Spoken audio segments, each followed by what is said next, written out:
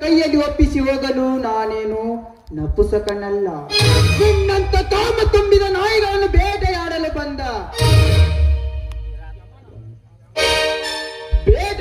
ಬಂದ ಯಮ ನಾನು. ಯಮ ನಿಮ್ಮಂತ ಯಮನನ್ನು ಎಡಮುರಿಗೆ ಕಟ್ಟಿದ ಅಮ್ಮಿರಾಯಿ ರಾಮ ಬಹದ್ದೂರ.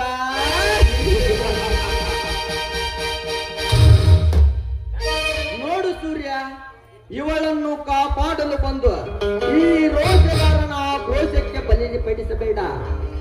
ಈ ಸೂಳೆಯ ಶೀಲ ಹೋಗ್ತಿನಂತೆ ಹರಿದು ತಿನ್ನದೆ ಬಿಡುವನಲ್ಲ ಈ ರಣರುದ್ರ. ಮಾತು ಮಾತಿಗೆ ಸೂಳೆ ಸೂಳೆ ಎಂದು ಹೊಗಳ್ತಾ ಇದೆಯಲ್ಲ, ಆ ಸೂಳೆ ಗರ್ಭದಲ್ಲಿ ಜನಿಸಿದ ನೀಚನ ಮಗ ನೀನು. ನನ್ನ ತಾಯಿಯನ್ನು ಸೂಳೆ ಎನ್ನುವ ಹುಚ್ಚು ಮುಂಡೆ ನಾನಲ್ಲವು. ನಿನ್ನನ್ನು ಹೆತ್ತಿದಳಲ್ಲ ಅವಳುಗಳು ಹುಚ್ಚು ಮುಂಡೆ. ನೋಡು, ನನ್ನನ್ನೇನಾದ್ರೂ ಮುಟ್ಟಿರ್ತಿ ಒಂದು ಚಂದ್ರ ನಿನ್ನಲ್ಲಿದ್ರೆ ಈಗಲೇ ಬಾಲು ನನ್ನನ್ನು ಮುಟ್ಟಲು. ಲೇ ಸಕ್ಕಿನ ಸೂಳೆ, ನಿನ್ನ ಸೊಕ್ಕು ಕರಗಬೇಕಾದರೆ ನನ್ನ ಕಾಮದ ಕರಾಮತ್ತು ತೋರಿಸಲೇಬೇಕು. ನಿನ್ನ ಉಳಿಯಲಾರದು. ನಿನ್ನ ಹೊಟ್ಟಿ ನೋಡಲೇ ನನ್ನ ಅತ್ತಿಗೆಯನ್ನು ಹಸುವೆಯ ಪುಲಿಯಂತೆ ಹೊರಿದು ತಿನ್ನುವೆ ನಿನ್ನನ್ನು. ಮುಟ್ಟೋದು ಅಷ್ಟೇ ಅಲ್ಲ, ಈ ಸೂಳೆಯ ಶೀಲ ಸಮಾಧಿ ಮಾಡುವೆ.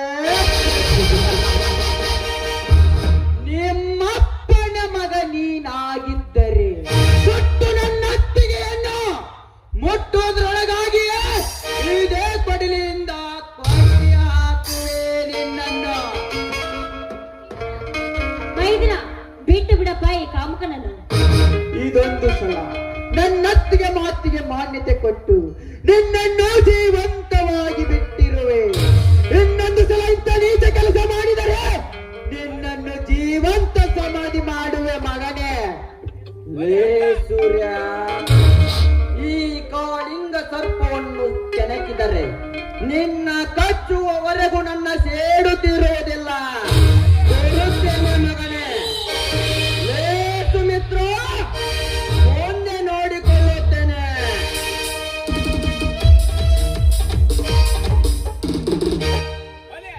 ನಮ್ಮನ್ನೇನು ನೋಡಿಕೊಳ್ಳುವೆ, ನಿನ್ನ ಜೀವ ನೀನು ಉಳಿಸಿಕೋ. ಅತ್ತಿಗೆ, ನೀನು ಮನೆಗೆ ನಡೆಯಮ್ಮ. ಮೈದುನ, ನೀನು ಮನೆಗೆ ಬಾರಪ್ಪ. ಯಾವ ಮುಖ ಹೊತ್ತುಕೊಂಡು ಬರಲಮ್ಮ ಮನೆಗೆ. ನಾನೊಬ್ಬ ನಯವಂಚಕನೆಂದು ಮನೆಯಿಂದ ಹೊರದಟ್ಟಿದ್ದಾರೆ. ಆ ಮನೆಯ ಸೊಸೆಯ ಶೀಲಗೆಡಿಸಿದ ದುರಾತ್ಮನೆಂದು ಹೊರ ಹಾಕಿದ್ದಾರೆ. ಅಂತಹದ್ರಲ್ಲಿ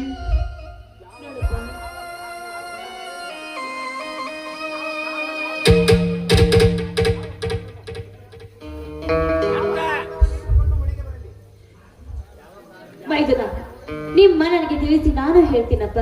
ಆದ್ರೆ ನೀನು ಬರುವುದಿಲ್ಲ ಅಂತ ಮಾತ್ರ ಹೇಳ್ಬೇಡ. ಬಾರಪ್ಪ, ಮನೆಗೆ ಹೋಗೋಣ. ಬೇಡ ಅತ್ತಿಗೆ, ನನ್ನ ಜನ್ಮದಾತರನ್ನು ನಾನು ಹುಡುಕುವೆ. ಅದಕ್ಕಿಂತ ಪೂರ್ವದಲ್ಲಿ ನನ್ನನ್ನು ಈ ಸ್ಥಿತಿಗೆ ತಂದ ಆ ಧರ್ಮೇಂದ್ರನ್ನು ಪತ್ತೆ ಹಚ್ಚಿ ಪಾತಾಳಕ್ಕೆ ಕಳಿಸುವೆ. ಬರುತ್ತೇನೆ ಅತ್ತಿಗೆ. ಮೈದುನ, ಏನಿದೆ ಇಷ್ಟೆಲ್ಲ ಕೂಗಿದ್ರು ಹಾಗೆ ಹೊರಟು ಹೋಗ್ಬಿಟ್ಟ. ಇವನು ಮನೆಗೆ ಬರಲಿಲ್ಲ.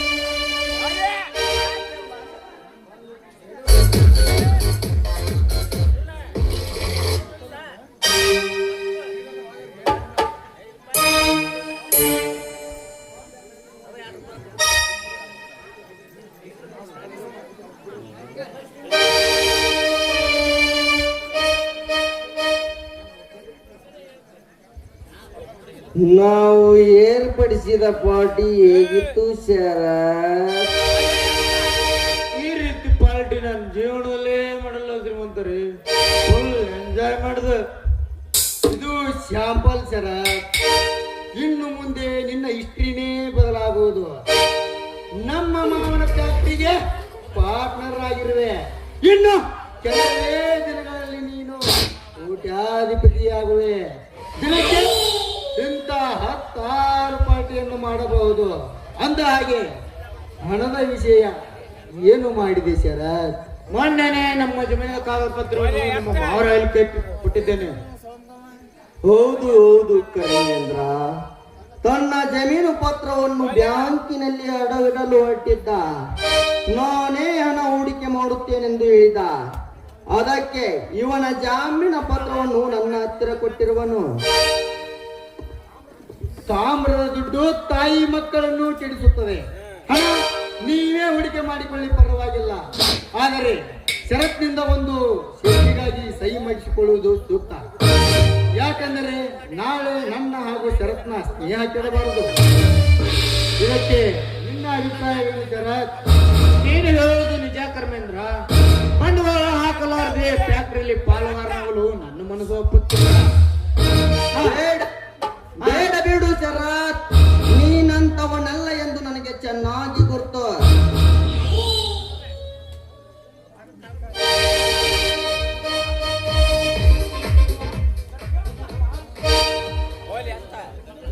ವ್ಯವಹಾರ ದೃಷ್ಟಿಯಲ್ಲಿ ಕರೆಕ್ಟ್ ಆಗಿರುವುದು ಒಳ್ಳೆಯದು ಶ್ರೀಮಂತರೇ. ಕೊಡಿ, ನಾ ಕೊಟ್ಟ ಕಾಗದ ಪತ್ರ ಜಮೀನು ಸಹಿ ಮಾಡಿ ಕೊಡುತ್ತೇನೆ. ಧರ್ಮೇಂದ್ರ, ನಮ್ಮ ಖಜಾನೆಯಲ್ಲಿರುವ ಇವನ ಕಾಗದ ಪತ್ರವನ್ನು ತೆಗೆದುಕೊಂಡು ಬಾ. ಆಯ್ತು ಮಾವ.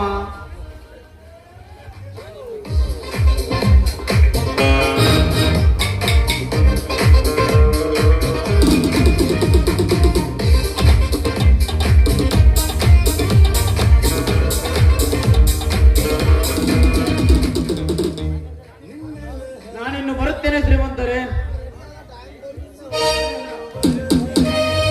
ಆಯ್ತು ಶರತ್, ಹೋಗಿ ಬಾ.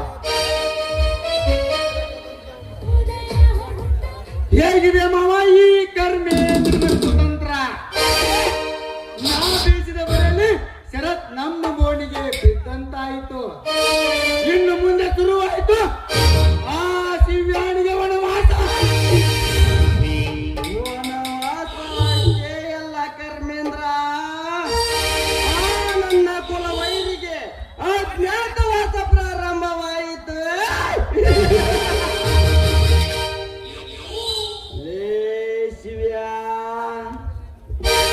ಈ ಕಾಳಿಂಗ ಸರ್ಪವನ್ನು ಕೆಣಕಿ ನಿನ್ನ ಸಾವಿನ ಸಮಾಧಿ ನೀನೇ ತೋಡಿಕೊಂಡಿರುವೆ.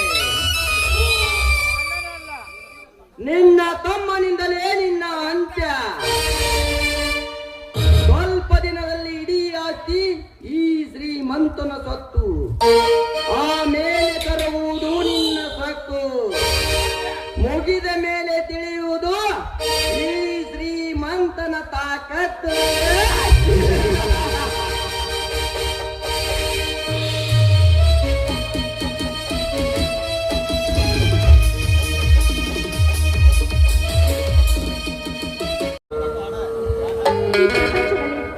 ಅನಾಥ ಹೆಣ್ಣು ಮಕ್ಕಳು ಹೇಗೆ ಬಾಳುವುದು ಒಂದೂ ಗೊತ್ತಾಗುತ್ತಿಲ್ಲ. ನಾನು ನನ್ನ ತಂದೆ ತಾಯಿ ದೇವಸ್ಥಾನಕ್ಕೆ ಹೊರಟಾಗ ಅಂದು ಕಾರ್ ಆಕ್ಸಿಡೆಂಟ್ ಅಲ್ಲಿ ನನ್ನ ತಂದೆ ತಾಯಿ ಸತ್ತು ಹೋದರು. ಪುಣ್ಯದ ಫಲದಿಂದ ನಾನು ಉಳಿದುಕೊಂಡಿದ್ದೇನೆ. ಯಾರೋ ಏನೋ ಗೊತ್ತಿಲ್ಲ, ನನ್ನನ್ನು ಅನಾಥಾಶ್ರಮಕ್ಕೆ ಕಳಿಸಿದರು. ನಾನು ಅನಾಥಾಶ್ರಮದಲ್ಲಿ ಇದ್ದು ಓದಿ ದೊಡ್ಡ ಎಜುಕೇಶನ್ ಅನ್ನು ಪಡೆದುಕೊಂಡಿದ್ದೇನೆ. ಆದರೆ ಈಗ ನಾನು ನನ್ನ ಕಾಲ ಮೇಲೆ ನಿಲ್ಲಲು ಯಾವುದೂ ಕೆಲಸವಿಲ್ಲ. ನಾನು ಕೆಲಸ ಕೇಳಿಕೊಂಡು ಹೊರಟರೆ ಸಾಕು. ಎಲ್ಲರೂ ನನ್ನ ದೇಹವನ್ನು ಬಯಸುತ್ತಾರೆ. ಒಂದು ರಾತ್ರಿ ಸರ್ಕಸ್ ಅಂತ ಇಲ್ಲ, ನಾನು ಬದುಕಬಾರದು. ಇನ್ನು ಈ ಭೂಮಿ ಮೇಲೆ ಬದುಕಿದ್ದು ಏನು ಬಲ. ನಾನೇನು ಬದುಕಬಾರದು, ನಾನು ಸಾಯಬೇಕೆಂದು ನಿರ್ಧಾರ ಮಾಡಿದ್ದೀನಿ.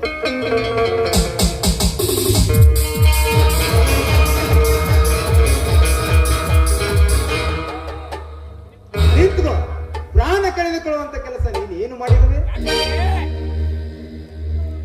ಒಂದು ಹೆಣ್ಣು ಪ್ರಾಣ ಕಳೆದುಕೊಳ್ಳಲು ನಿಂತಿದ್ದಾಳೆ ಅಂದ ಮೇಲೆ ಹೆಣ್ಣಿಂದ ತಪ್ಪು ಅಂತ ಹೇಳ್ತಾ ಇದ್ದಾರ.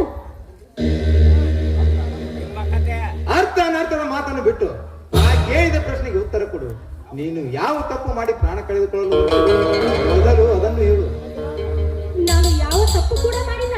ನಿಮ್ಮಂತ ಗಂಡಸರ ಜಾತಿಯಿಂದ ಅದೇ ತಪ್ಪು. ಒಬ್ಬ ಗಂಡು ಜಾತಿಯ ಮಾಡಿದ ತಪ್ಪಿನಿಂದ ಇಡೀ ಗಂಡು ಕುಲವೇ ಕೆಟ್ಟವರೆಂದು ಹತ್ತು ಮೀರಿ ಮಾತನಾಡಬೇಡ. ಯಾಕೆ ನಿಮ್ಮ ಹೆಣ್ಣು ಕುಲದಲ್ಲಿ ಕಾಮುಕಿಯರಿಲ್ಲವೇ? ಅಷ್ಟೇ ಏಕೆ ಅಚ್ಚುಕಟ್ಟಿನ ಮೈ ಕಟ್ಟಿರುವ ಯುವಕರ ತಲೆ ಕೆಡಿಸಿ ನಿಮ್ಮ ಕಾಮ ತೀರಿಸಿಕೊಂಡು ನಂತರ ಅವನಿಗೆ ಗುಡ್ ಬಾಯ್ ಹೇಳಿ ದೊಡ್ಡ ಶ್ರೀಮಂತನನ್ನು ಮದುವೆಯಾಗುತ್ತೀರಿ. ನಿಮ್ಮ ಭ್ರಮೆಯಲ್ಲೇ ಆ ಯುವಕ ಅರೆ ಹುಚ್ಚನಾಗಿ ಬೀದಿ ಬೀದಿ ಅಲಿಯುತ್ತಾನೆ. ಅದು ನಿಮ್ಮಂತ ಹೆಣ್ಣುಗಳು ಮಾಡುವ ತಪ್ಪಿನಿಂದ. ಮೆದೆಯಲ್ಲಿ ಹುಟ್ಟಿದ್ದು ಕಸಬರಿಗೆ ಎಂದ ಹಾಗೆ ಗಂಡಸ ಜಾತಿಗೆ ಸೇರಿದವರೆಲ್ಲ ಕೆಟ್ಟದನ್ನು ಮಾತನಾಡುತ್ತಿರುವಲ್ಲ. ನನ್ನನ್ನು ಕಾಮಕನಿಷ್ಠಿಗೆ ಸೇರಿಸಿ ಬಾಯಿಗೆ ಬಂದಂತೆ ಮಾತನಾಡಬೇಡ. ಒಂದು ಹೆಣ್ಣು ಅಂತ ಸುಮ್ಮನಿರುವೆ. ಮತ್ತಾರಾಗಿದ್ದರೆ ಅವರ ಸ್ಥಿತಿನೇ ಬೇರೆ ಆಗತ್ತಿತ್ತು. ಮತ್ತೇನು ಮಾಡುತ್ತಿರುವಿರಿ? ಒಂದು ಹೆಣ್ಣು ಒಂಟಿಯಾಗಿ ಸಿಕ್ಕಿದೆ ಅಂದ ಮೇಲೆ ಅವರ ಮೇಲೆ ಬಲತ್ಕಾರದ ಬಾಣ ಹೂಡುತ್ತೀರಿ. ಒಂಟಿಯನ್ನು ಸಿಕ್ಕಿದೆ ಎಂದು ಕಾಮದ ಬಲೆ ಬೀಸುವ ಕಾಮುಕನಲ್ಲ ಈ ಕರ್ಣ. ಯಾವನೋ ಒಬ್ಬ ಮಾಡಿದ ತಪ್ಪಿನಿಂದ ಇಡೀ ಗಂಡು ಕುಲವೇ ಕೆಟ್ಟವರೆಂದು ಹೊರಟಾಗಿ ವರ್ತಿಸಿದಕ್ಕೆ ಹೊರಟಾಗಿ ಕೇಳಿದೆ. ನಿನ್ನ ಹೆಸರೇನು? ನನ್ನ ಹೆಸರು ಕವಿತಾ ಅಂತ. ನಾನೊಬ್ಬಳು ಅನಾಥಳು. ಅನಾಥಾಶ್ರಮದಲ್ಲಿ ಬೆಳೆದು ನಾನು ಎಜುಕೇಶನ್ ಅನ್ನು ಪಡೆದುಕೊಂಡಿದ್ದೇನೆ.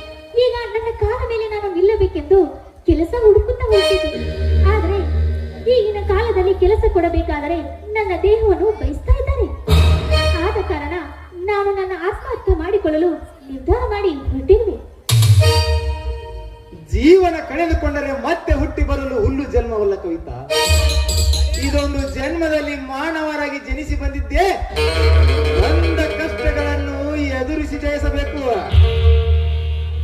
ಯಾರಿಗೋಸ್ಕರ ಬದುಕಬೇಕು? ನಾನು ಬದುಕಬೇಕಾದರೆ ನೀವು ನನ್ನ ಜೊತೆ ಇರುವಿರಾ? ನಿನ್ನ ಮಾತಿನ ಅರ್ಥ ನನಗಾಗುತ್ತಿಲ್ಲ. ನನ್ನ ಕುರುಳಿಗೆ ಮಾಂಗಲ್ಯ ಕಟ್ಟಿ ನನಗೆ ಬಾಳು ಕೊಡಬೇಕು. ನಿನಗೆ ಬಾಳು ಕೊಡುವ ಸ್ಥಿತಿಯಲ್ಲಿ ನಾನಿಲ್ಲ ಕವಿತಾ. ನನ್ನದೊಂದು ದೊಡ್ಡ ಗುರಿಯೇ ಇದೆ. ಅದ್ಯಾವ ಗುರಿ? ನಾನು ಕೂಡ ನಿನ್ನಂತೆಯೇ ತಂದೆ ತಾಯಿ ಇಲ್ಲದ ಅನಾಥ. ನನ್ನ ಚಿಕ್ಕಪ್ಪ ನನ್ನನ್ನು ಸಾಕಿಸಲಿದ್ದಾರೆ. ಈ ಊರಲ್ಲಿ ಮೆರೆಯುತ್ತಿರುವ ಸಮಾಜಘಾತಕರನ್ನು ಎಡಮುರಿಕೆ ಕಟ್ಟಿದಾಗಲೇ ನನ್ನ ಗುರಿ ಸಫಲವಾಗುವುದು. ನೋಡಿ, ನಿಮ್ಮ ಗುರಿ ಸಾಧಿಸಿದ ಮೇಲಾದರೂ ನನ್ನನ್ನು ಸತಿಯೆಂದು ಸ್ವೀಕರಿಸುವುದಾ? ಆಯ್ತು ಕವಿತಾ, ನಾ ಮಾಡಿದ ಶಪಥ ಕೈಗೊಂಡೊಡನೆ ನಿನ್ನನ್ನು ನನ್ನ ಬಾಳ ಸಂಗಾತಿಯನ್ನಾಗಿ ಸ್ವೀಕರಿಸುವೆ. ಮತ್ತೆ ಈ ಸಂತೋಷಕ್ಕೆ ಹೊರಹೊಮ್ಮಲಿ ನಿನ್ನ ಮಧುರ ಕಣ್ಣು. ಆಯ್ತು ರಾಜ, ನಿನ್ನ ಆಸೆಯಂತೆ ಆಗಲಿ.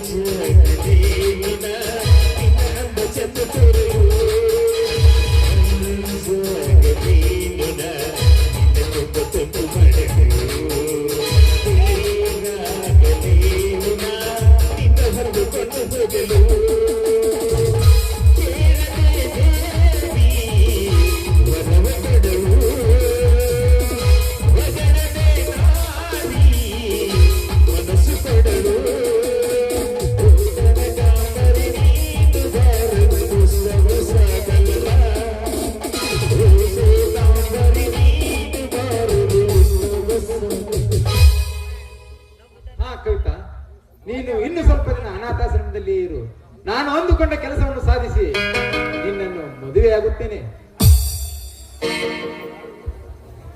ಆಯ್ತು ರಾಜ, ಬಾ ಹೋಗೋಣ.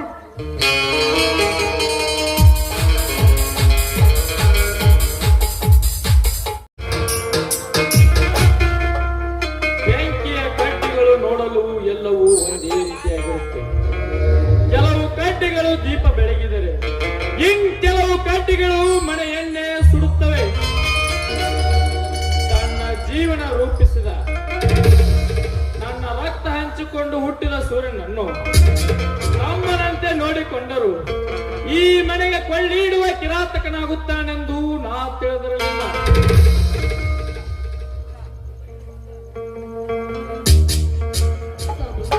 ಯಾರಿಗೆ ಕಿರಾತಕನೆನ್ನುತ್ತಾ ಇದ್ದೀರಾ? ಮತ್ಯಾರಿಗೆ ಸುಮಿತ್ರ? ನನ್ನ ಸೊಸೆಯನ್ನು ಆಹುತಿ ತೆಗೆದುಕೊಂಡನಲ್ಲ ಆ ಶತಮೂರ್ಖ ಸೂರ್ಯನಿಗೆ. ನೋಡಿ ಸ್ವಾಮಿ, ಮೂರನೇ ವ್ಯಕ್ತಿಯ ಮಾತನ್ನು ಕೇಳಿ ದಯವಿಟ್ಟು ನನ್ನ ಮೈದನ ಮೇಲೆ ಅಪವಾದವನ್ನು ಹೊರಿಸಬೇಡಿ.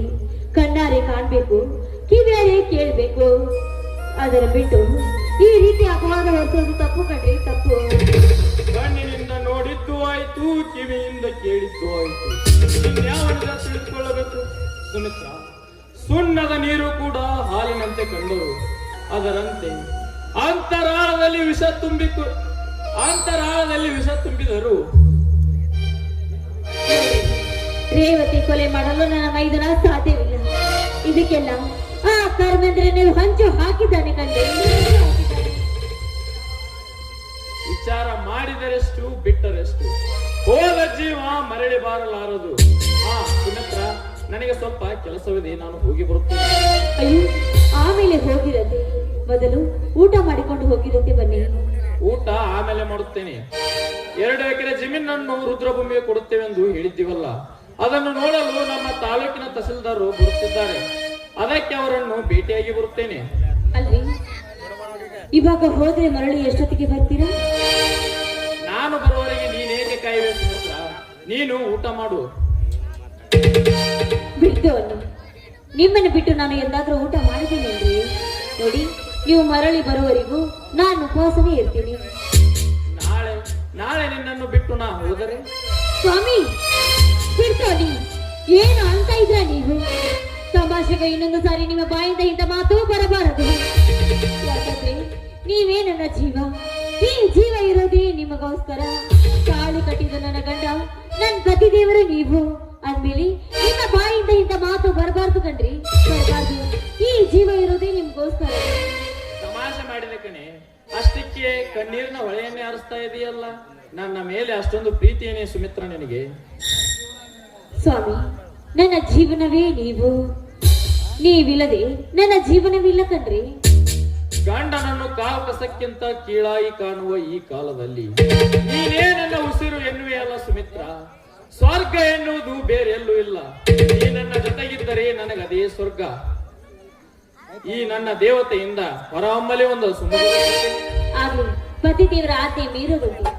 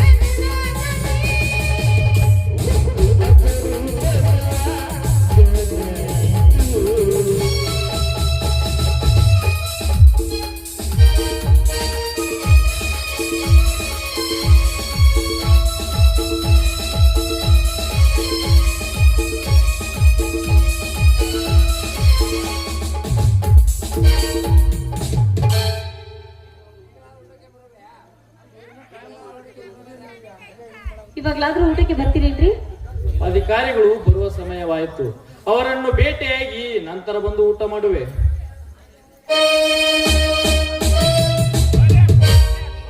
ಯಾವ ಅಧಿಕಾರಿಗಳನ್ನು ಭೇಟಿಯಾಗಲು ಹೊರಟಿವೇನ? ನಮ್ಮ ತಾಲೂಕಿನ ತಹಸೀಲ್ದಾರನ್ನು ಭೇಟಿಯಾಗಲು ಹೊರಟಿರುವ ಸಹೋದರ. ಏನು ತಹಸೀಲ್ದಾರ ಅಧಿಕಾರಿಗಳನ್ನು ಭೇಟಿಯಾಗಲು ಹೊರಟಿರುವೆ? ಹೌದು, ನಮ್ಮ 2 ಎಕರೆ ಜಮೀನನ್ನು ರುದ್ರಭೂಮಿಗೆ ಕೊಡುತ್ತೇವೆಂದು ಹೇಳಿದ್ದೀವಲ್ಲ. ಜಮೀನು ನೋಡಿ ಊರಿನ ಪ್ರಮುಖರ ಮುಖಂಡರಲ್ಲಿ ಮಾತನಾಡುತ್ತಾರೆ. ನಾಳೆನೇ ನಮ್ಮ ಜಮೀನನ್ನು ಬಿಟ್ಟು ಕೊಡುವುದಿದೆ. ನಮ್ಮ ಜಮೀನನ್ನು ಏಕೆ ಬಿಟ್ಟು ಕೊಡುತ್ತೀರಿ? ಒಳ್ಳೆಯದಕ್ಕೆ ಬಿಟ್ಟು ಕೊಡಲು ಯಾರನ್ನೇಕೆ ಕೇಳಬೇಕು ಶರತ್?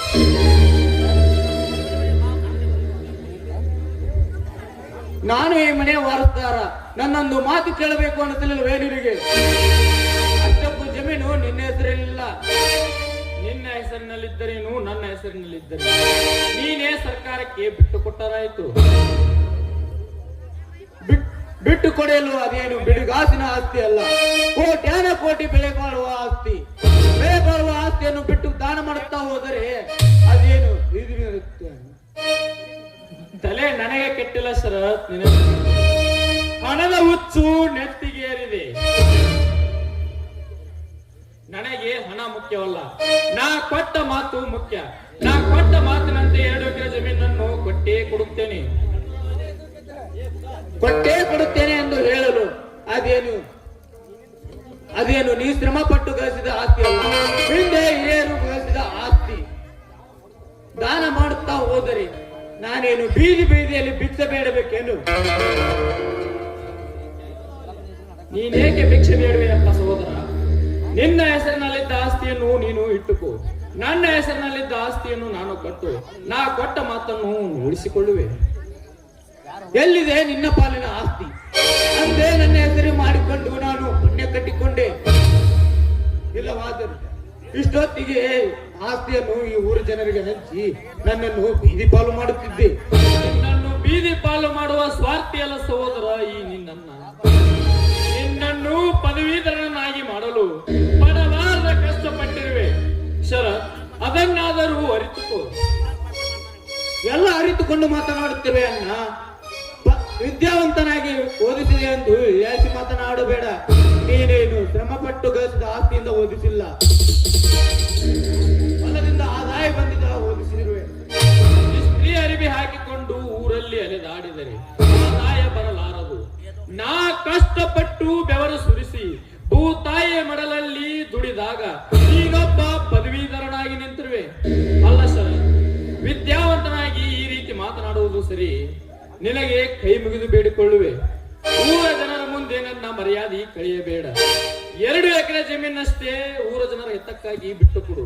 ಉಳಿದ ಆಸ್ತಿ ನಿನ್ನ ಹೆಸರಿನಲ್ಲಿದ್ದರಾಯ್ತು. ನನ್ನ ಬಿಸಿನೆಸ್ಗೆ ಸೆಕ್ಯೂರಿಟಿ ಬರೆದು ಕೊಟ್ಟು ಹಣ ಪಡೆದಿರುವೆ. ಯಾರ ಹತ್ತಿದಾರ ಸಾಲ ಪಡೆದು ಸಾಲ ತೀರಿಸು. ಯಾರ ಹತ್ತಿರಾದರೂ ಹಣ ತಂದುಕೊಂಡು ನಿನಗೆ ತೆಗೆದುಕೊಳ್ಳುವೆ. ನೀನು ತೆಗೆದುಕೊಂಡ ಸಾಲವನ್ನು ಕೊಟ್ಟು ಜಮೀನಿನ ಪತ್ರವನ್ನು ತೆಗೆದುಕೊಂಡು ಬಾ. ಕೊಟ್ಟ ಮಾತಿನಂತೆ ನಡೆದುಕೊಳ್ಳೋಣ. ಇಲ್ಲ, ಸಾಧ್ಯವಿಲ್ಲ.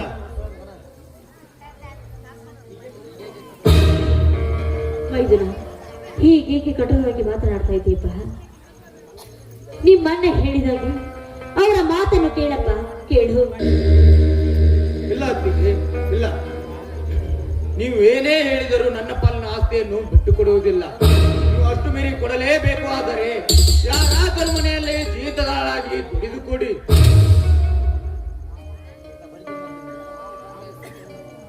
ನೋಡಪ್ಪ, ನಾವು ಗಂಡ ಹೆಂಡರು, ನಾವು ಇಬ್ಬರ ಜೀವನ ಪೂರ್ತಿ ಇನ್ನೊಬ್ಬರ ನೆರಳಲ್ಲಿ ದುಡಿದೇ ಆಯ್ತು. ಆದರೆ ದುಡಿದಿದ್ದ ಕೂಡ ನೀವು ಈ ರೀತಿ ಮಾತನಾಡ್ತಾ ಇದ್ದೀರಾ ಯಾಕಪ್ಪ? ಇಷ್ಟೊಂದು ಕಠೋರವಾಗಿ ಏಕೆ ಮಾತನಾಡ್ತಾ ಇದ್ದೀರಾ? ಅದನ್ನು ನಿಮ್ಮ ಗಂಡನ ಹೊತ್ತಿಗೆ ಕಳೆದುಕೊಂಡಿದ್ದು ಮರಳಿ ಸಿಗಲಾರದು ಅಂದ. ಹಿಂದೆ ಹಿರಿಯರು ಮಾಡಿದ ಆಸ್ತಿಯನ್ನು ದಾನ ಮಾಡುತ್ತಾ ಹೋದರೆ ನಾನೇನು ಬೀದಿಯಲ್ಲಿ ಭಿಕ್ಷೆ ಬೇಡುತ್ತೇನೆ? ನಾ ಹೇಳಿದಂತೆ ನೀನೇಕೆ ಕೇಳುವೆಯಪ್ಪ? ನೀ ಹೇಳಿದಂತೆ ನಾ ಕೇಳಿ ದಡ್ಡನಾಗಿರುವೆ. ನನ್ನ ತಮ್ಮ ಜೀವನ ರೂಪಿಸಿಕೊಳ್ಳುತ್ತಾನೆಂದು ನಾ ಸಂತೋಷ ಪಟ್ಟಿದ್ದೆ. ಆದರೆ ನನಗೆ ಇಂಥ ಸ್ಥಿತಿ ಬರುತ್ತದೆ ಎಂದು ನಾ ತಿಳಿದಿರಲಿಲ್ಲ. ಅಪಾಯ ಬರುವುದು ಶತ್ರುಗಳಿಂದಲ್ಲ, ನಮ್ಮ ಸಂಬಂಧಿಕರಿಂದಲೇ ಎನ್ನುವುದು ಸತ್ಯವಾಯಿತು. ಮೈದುನ, ಊರ ಜನರ ಮುಂದೆ ನಿಮ್ಮಣ್ಣನ ಮರ್ಯಾದೆ 3 ಕಾಸಿಗೆ ಹರಾಜಿಗೆ ಹಾಕ್ಬೇಡ. ಬೇಕಾದ್ರೆ ನಿನ್ನ ಕಾಲಿಗೆ ನನ್ನ ಕಾಲಿಗೆ ಬೀಳುವ ನಾಟಕವೇ ಬೇಡ. ನೀವು ನಡೆಸುವ ನಾಟಕದಲ್ಲಿ ನಾನು ಪಾತ್ರದವರು. ಆದರೆ ತುತ್ತು ಅನ್ನಕ್ಕ ಗತಿ ಇಲ್ಲ ಅಂತಾಗಿದೆ ನನ್ನ ಜೀವನ. ನೋಡಿ, ಈ ಮನೆಯಲ್ಲಿ ನಾನು ಹೇಳಿದಂತೆ ನಡಿಬೇಕು, ನಾನು ಹೇಳಿದಂತೆ ಕೇಳಬೇಕು. ಇಲ್ಲವಾದರೆ ಈ ಮನೆಯಿಂದ ಹೊರಟು ಹೋಗಿ. ಕೆಲವೊಮ್ಮೆ ನಂಬಿಕೆಗಿಂತ ಎಷ್ಟೊತ್ತು ಇನ್ನೊಂದಿಲ್ಲ ಅನಿಸುತ್ತದೆ. ಯಾಕೆಂದರೆ ಮೋಸ ಹೋದ ಮೇಲೆ ಗೊತ್ತಾಗುವುದು ಅತಿಯಾಗಿ ನಂಬಿ ನಿನ್ನಿಂದ ಮೋಸ ಹೋದೆ ಶರತ್. ನಂಬಿದ್ದಕ್ಕೆ ಒಳ್ಳೆಯ ಉಡುಗೊರೆಯನ್ನೇ ಕೊಟ್ಟೆ. ಆ ದೇವರು ನಿನಗೆ ಒಳ್ಳೆಯದನ್ನೇ ಮಾಡಲಿ. ಬಾ ಸುಮಿತ್ರ, ಹೋಗೋಣ. ಇನ್ನು ಸ್ವಲ್ಪ ಹೊತ್ತು ಇಲ್ಲೇ ನಿಂತರೆ ಚಂಡಿಗೆ ಕೈ ಕೊಟ್ಟು ಹೊರದಬ್ಬುತ್ತಾನೆ ನನ್ನ ತಮ್ಮ. ಸ್ವಾಮಿ, ಸ್ವಲ್ಪ ತಡೀರಿ. ನನ್ನ ಮೈದುನ ನಿಮಗೆ ಎಂದು ಆ ರೀತಿ ಮಾತನಾಡುವಲ್ಲ. ನೋಡಿ, ಹಿಂದೇಕೋ ಮಾತನಾಡಿದ್ದಾನೆ. ಅವನು ಮನೆಯಿಂದ ಹೊರಗೆ ತಳ್ಳಲು ಅಷ್ಟೊಂದು ಕಟುಕನಲ್ಲ ನನ್ನ ಮೈದುನ. ಯಾಕಂದ್ರೆ ಇಬ್ರು ಒಂದ ರಕ್ತದಲ್ಲಿ ಜನಿಸಿದವರು ನೀವು. ಅದ್ಮೇಲೆ ಅವನ ಮನೆ ಬಿಟ್ಟು ಹೊರಗೆ ಹಾಕ್ತಾನೇನ್ರಿ? ಸ್ವಲ್ಪ ನಿಲ್ಲಿ, ವಿಚಾರ ಮಾಡಿ. ಅಕ್ಕರೆ ಇಲ್ಲದ ಸಂಬಂಧಕ್ಕೆ ಸಕ್ಕರೆ ತುಪ್ಪ ಉಣಿಸಿದರೂ ಬೇವಿನ ಕೈಯಾಗಿ ಪರಿಣಮಿಸುವುದು.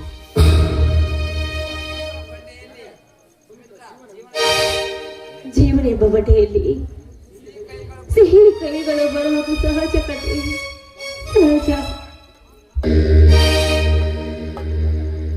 ನೋಡಿ, ಬಂದ ಕಷ್ಟವನ್ನು ಸಹಿಸ್ಕೊಂಡು ಹೋಗ್ಲಾರ್ದ ಜೀವನ ಕಣ್ರಿ, ಜೀವನ. ನೋಡಿ, ಇವನ ಮಾತಿಗೆ ನೀವು ಯಾವತ್ತೂ ತಲೆ ಕೊಡದೆ ಅವನ ಮಾತನ್ನು ತಪ್ಪಾಗಿ ತಿಳಿದುಕೊಳ್ಬೇಡ್ರಿ. ಇಲ್ಲಿಗೆ ಬೇಕು. ಸಂತೋಷ ಎಂಬುದು 1000 ಮೈಲಿ ದೂರ ಆಯಿತು ಸುಮಿತ್ರ. ಕಷ್ಟ ಎಂಬುದು ಹೆಗಲೇರುತ್ತದೆ. ಬಾ ಸುಮಿತ್ರ, ಎಲ್ಲಿಯಾದರೂ ಬಹು ದೂರ ಹೋಗೋಣ. ನಾವು ಈ ಊರಲ್ಲೇ ಇದ್ದರೆ ಕೊಟ್ಟ ಮಾತಿನಂತೆ ನಡೆದುಕೊಳ್ಳದ ನಾಮರ್ಥ ಎಂದು ಹೀಯಾಗಿ ಮಾತನಾಡುತ್ತಾರೆ ಈ ಊರ ಜನ. ಬಾ ಸುಮಿತ್ರ, ಹೋಗೋಣ. ನಿಂತ್ಕೊಳ್ಳಿ. ಈ ಮನೆಯಲ್ಲಿ ಬಟ್ಟೆ ಬರೆ ನಿಮ್ಮದು ಏನು ಇರಕೂಡದು. ಹೋಗಿ ನಿಮ್ಮ ಬಟ್ಟೆ ಬರೆಗಳನ್ನು. ಇದು ನಿನ್ನ ಮನೆ ಶರತ್. ನೀನೇ ಈ ಮನೆಯಲ್ಲಿರು. ನಾವೇ ಮನೆ ಬಿಟ್ಟು ಹೋಗುತ್ತೇವೆ. ಏ ಮನೆ ಎಂಬ ಮಹಾಲಕ್ಷ್ಮಿ, ಈ ನಿನ್ನ ಕಂದ ನಿನ್ನನ್ನು ಬಿಟ್ಟು ಬಹು ದೂರ ಹೊರಟಿರುವನು. ನಿನಗೆ ನನ್ನ ಕೊನೆಯ ನಮಸ್ಕಾರಗಳು. ಸುಮಿತ್ರ, ನಮಸ್ಕರಿಸು, ಹೋಗೋಣ. ಬನ್ನಿ ಸ್ವಾಮಿ. ಈ ಬಾಳಲಿ ಶಾಂತಿಯಲ್ಲಿ ಬಿರುಗಾಳಿ ಬೀಸಿದೆ.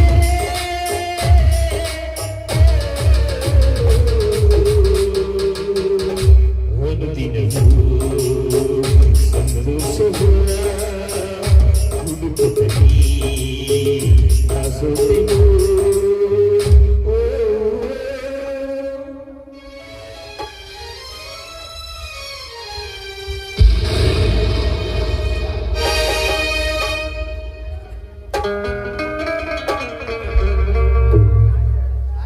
ಜಡಿಯೊಳಗ ಮುಡಿದರ ನೀನು ಮಲ್ಲಿಗೆ ಹೂವ, ನಿನ್ನ ನೋಡಿದ ಹುಡುಗರು ಜೀವ ಯವ್ವ.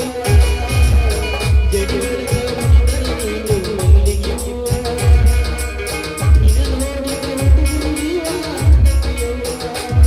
ನೀ ನಡೆದಂದರೆ ಸಾಕ ಆ ನದಿಯರ ದಂಡೆ, ನೀ ಕೂಗಿ ಬರೆದ ಸಾಕ ಆ ಕೋಗಿಲು ಮುಗಿದಂಗೆ. ನಗುತ್ತಾಳೆ ನೋಡಿ ನಗ್ತಾಳೆ, ಕುಣಿತಾಳೆ ನೋಡಿ ಕುಣಿತಾಳೆ.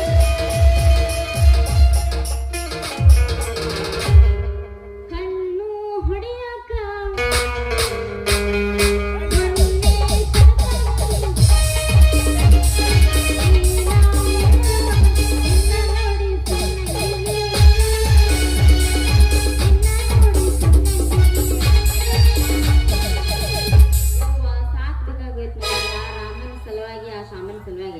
ಅವ್ರು ಏನು ಅವ್ರು ನಿನ್ನ ಮದುವೆ ಮಾಡ್ಕೋತೀನಿ ಅಂತ ರಾಮ, ಶ್ಯಾಮ ನೋಡಿದ್ರು ನಾನು ನಿನ್ನ ತಾಳಿ ಕಟ್ತೀನಿ ಅಂತ ಅವ. ಇಬ್ರು ಗಂಟೆ ಹೆಣ್ಣಾಗಿ ಯಾಕೆ ಹುಟ್ಟಬೇಕು ಹುಟ್ಬೇಕಂತೈತಿ ವಾ ಹುಟ್ಲೇಬಾರ್ದ ಹೆಣ್ಣ ಇಲ್ಲಿ ಬರಾಕತ್ತಾನ ಬರ್ರಿ ಬಾಳ ಕಾಡ್ಯಾರ ನಿನ್ನಂತವ್ರು ಹುಡುಗ್ಯಾರ ಬೆಟ್ಟಿಗೆ ಬಂದವ್ರು ಹೇಳ್ಯಾರ.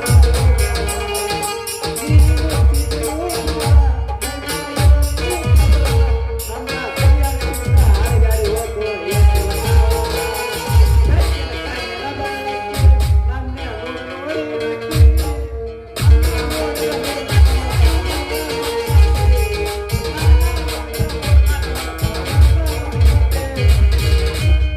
ಬಂತ ಹುಡುಗಿ ಬ್ಯಾಸಗಿ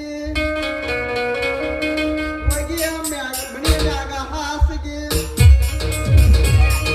ಬಂತ ಹುಡುಗಿ ಬ್ಯಾಸಗಿ ಒಗಿಯ ಮ್ಯಾಗ ಹಾಸಿಗೆ ನಿಮ್ಮಪ್ಪ ಹೋಗಿನ ಕಾಸಿಗೆ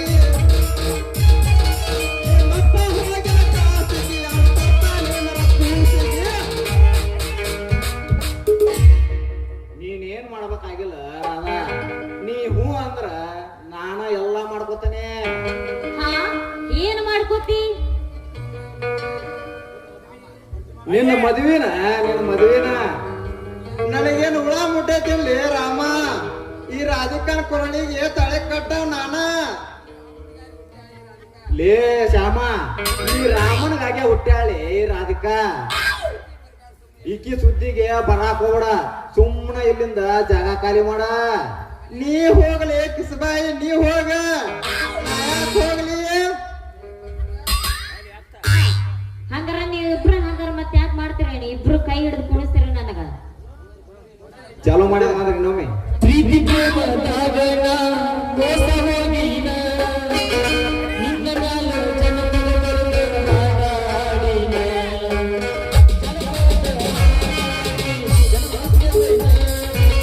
ಈ ಸಂಗತ ಹೆಸರು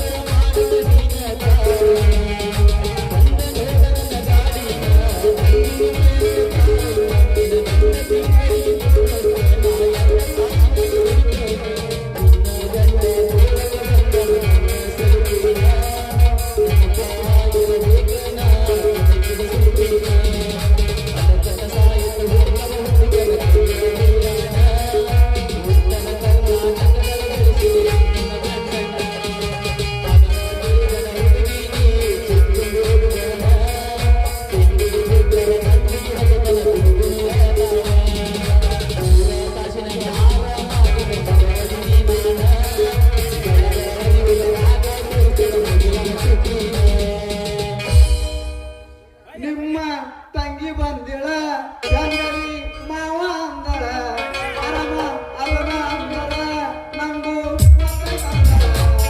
ನೀ ನನ್ನ ಬಿಡುತ್ತಿನ ಅಂದಾಗಿಂದ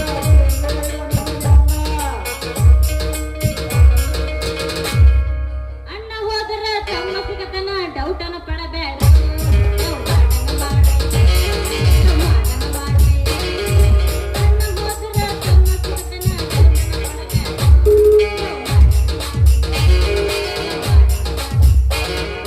ಪ್ರೀತಿಯಂತೆ ಹಾರ್ಯಾಡ ಬ್ಯಾಡ ಚಿಕ್ಕುಂಡಿಯೂರಾಗ ನುಗ್ಗಿಸ್ಬೇಕ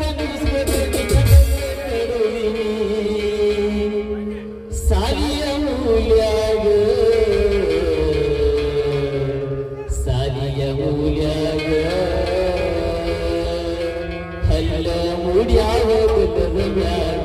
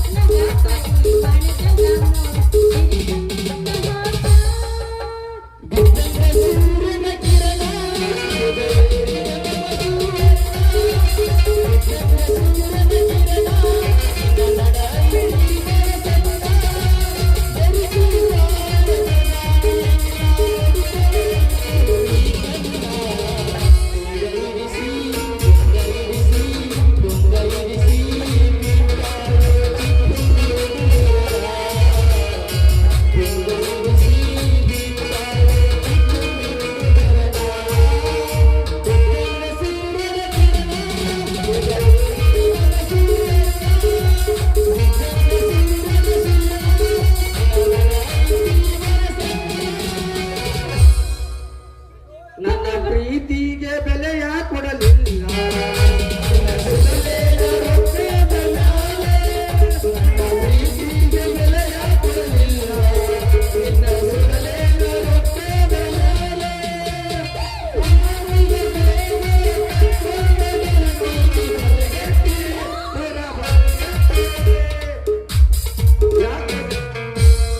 ಯಾಕ್ಲೇ ಶ್ಯಾಮ ಎದಕ್ ಜಗಳ ಆಡಿದ್ರಿ ನೋಡ್ ನೀವಿಲ್ ದಾರ್ಯಾಗಂತ ಅವನವನ ನಮ್ಮ ಹುಡುಗಿ ಮ್ಯಾಗ ಕಣ್ಣ ಹಾಕ್ಯಾನ್ರಿ ಈ ಮಗ. ನಿನ್ನ ಹುಡುಗಿ ಮ್ಯಾಲ ನಾ ಯಾಕೆ ಕಣ್ಣು ಹಾಕಲಿ ಮಂಗನ ಮಗನ. ಈ ರಾಧಿಕಾ ನನ್ನ ಹಾಕಿದಾಳಲಿ ನನ್ನ ಹಾಕಿದಾಳ. ಏ ರಾಧಿಕಾ, ಇಬ್ಬರಿಗೆ ಕುಸ್ತಿ ಹಿಡ್ಕೊಂಡು ನೋಡ್ಕೊಂಡು ನಿಂತಿಯಲ್ಲಿ ನಾವು ನಿನಗೆ ಸರಿ ಅನಿಸ್ತದೆ ಒಂದಿಟ್ಟು? ಅಲ್ಲ ನಾನು ಕುಸ್ತಿ ಹಿಡ್ಸೇನ ಇವ್ರಿಬ್ರಿಗೆ? ಅಲ್ಲ ಅದೇನ ಅಂತಾರಲ್ಲ ಹಂಗ ಅಂತ ನಿಮ್ಮಿಬ್ರು ಬಾಳೆವು ಚಂದಾಗ ಯಾರನ್ನ ನೋಡ್ಕೊಂಡು ಚಂದಾಗ ಮಾಡ್ಕೊಳಕ ಕಲಿ. ಯಾರು ಕೂಡ ಮಾಡ್ಬೇಕು ಬಾಳೆವ?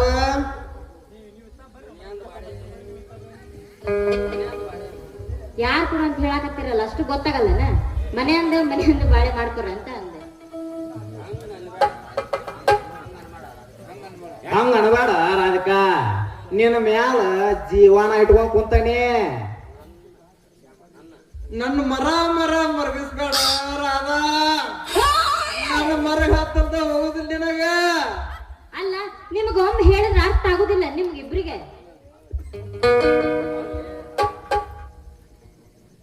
ಅರ್ಥ ಮಾಡಿಸಿದೆ ಅಲ್ವಾ ಹಡದವ. ನೀನಾರ ಚಂದ ಇರೋ ಹೋಗಿನ. ಅಲ್ಲಿ ರಮಾಶಮ್ಮ ಇಬ್ರು ಗಂಟು ಬಿದ್ರ ಯಾರು ಏನ್ ಮಾಡ್ಬೇಕ್ಲಿ? ಅಕ್ಕಿಗೆ ದೇವ್ರು ಕೊಡುದು ಬರೀ ಒಂದ ಕೊಟ್ಟಾನ. ನೀವು ಇಬ್ರು ಗಂಟು ಬಿದ್ರ ಯಾರಿಗಂತ ಕೊಡ್ಬೇಕು? ಅಕ್ಕಿದೇನದೇನು ಬಾಳೆ ಅನ್ನ ನಿನಗೊಂದ್ ಅರ್ಧ ಕೊಡಾಕ ಇಲ್ಲ ಬಿಡ್ರಿ ಸಕಲ. ನನಗೂ ಕೊಡ್ತಾನಂತಳ ಅವನು ಕೊಡ್ತಾನ ಅಂತೇಳಿ ಆಟ ಹಚ್ಚಾಡ್ರಿ ರಾಧಿಕಾ. ರಾಧಿಕಾ ಇದಾನ ನಿನ್ನ ಕೊನೆ ನಿರ್ಧಾರ? ಮತ್ತ ಈಗ ಅರ್ಥ ಆತಿಲ್ಲ ಮತ್ತ? ಈ ಹುಡುಗಿಯಾರ ಮನಸ್ಸ ಧಾರಾವ ಇದ್ದಂಗ್ರಿ, ಎಷ್ಟ್ ನೋಡಿದ್ರು ಅರ್ಥ ಆಗೋದಲ್ಲ. ಈಗ ಅರ್ಥ ಆತೇನಿಲ್ಲ ನಿಮ್ಮಿಬ್ರಿಗೆ? ಅರ್ಥ ಮಾಡ್ಸಿದ್ದೆ ಅಲ್ವಾ ನಾನು ಹಡದವ. ಹೋಗ ನೀನಾರ ಚಂದ ಇರೋಗ ನೀನ್ ಅವಸ ನೋಡಿನ್ಯಾಗ. ಕಡ್ಯಾಕ ಮಾತು ಕೊಟ್ಟು ಉಳಿಸಿರ್ ಬಿಡ. ಹಂಗಾರ ನಿಮ್ಮ ಮಾತು ನಾನು ಯಾವತ್ತೂ ಮರೆಯುವುದಿಲ್ಲ. ರಾಧಿಕಾ ನಿನಗ ಶುಭಕಾಲ ಶುರು ಆಯ್ತು. ಹಂಗಾರ ನೀವೇ ನನ್ನ ಪಾಲಿನ ದೇವರು, ನೀವೇ ನನ್ನ ಸತಿಯಾಗಿರ್ವೀರ? ನೀವು ಒಂದರಿ ಸತಿ ಆಗುವ. ಹೌದಾ? ಮೈಕ್ ಹಾಗಾರ ಹಿಂಗ್ ಹೇಳಾಕತ್ತೀರ ಅಂದ್ರ ನೀವೇ ನನ್ನ ಪಾಲಿನ ದೇವರು, ಇಲ್ಲ ಅಂದವ್ರು ಯಾರು ನನ್ನ ರಾಜ? ರಾಮ ಇಬ್ಬರು ನಡಕ ಮೂರನೇ ಲಾಭ ಆದಂಗ ಆತ. ಬಾಯಿ ನೋವುನ್ ಬಂದ್ರಿ ಸುಂಕಿಲ್ಲ ಅಂದಂಗ. ಅದ ನನ್ನ ಇಷ್ಟ ಮನಸ್ಸು ನೋಯಿಸಿ ಅಂದ ಮ್ಯಾಲ ನಿನ್ನ ಚಲೋ ಆಗೋದಿಲ್ಲ. ನಿನ್ನ ಫಸ್ಟ್ ನೈಟ್ ಮೋಸ, ನಿನ್ನ ಕಾಟ 3 ಕಾಸು, ನಿನ್ನ ಸ್ವಂಟ ಮುರಿಲಿ. ಈಗ ಇನ್ನೊಂದ ಪ್ರೇಮಿ ರಾಮ ಹಾಕು ನಿನ್ನ ಶಾಪ. ಅಲ್ಲ ನಾ ಬೊಗಳಿದ್ರೆ ಇಷ್ಟ ಹೆಚ್ಚಾಗತೈತ್ಯಾ? ಅಲ್ಲ ಇಷ್ಟು ಮಾತಾಡಕತ್ತೀರ ಅಂದ್ರ ನಾ 1 ವರ್ಷದಾಗ ನಿಮಗ ಮೊಮ್ಮಕ್ಕಳನ್ನು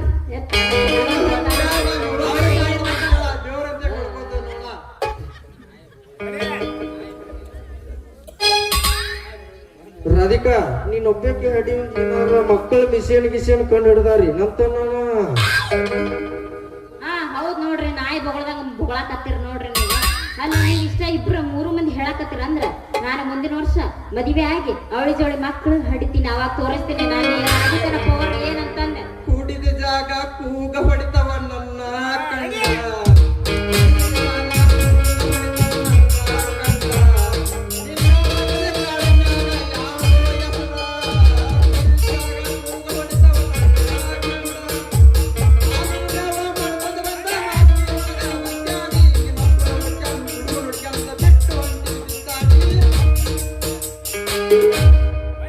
ಬಾಜೂರನ ಗೆಳತಿ ಬಾಳ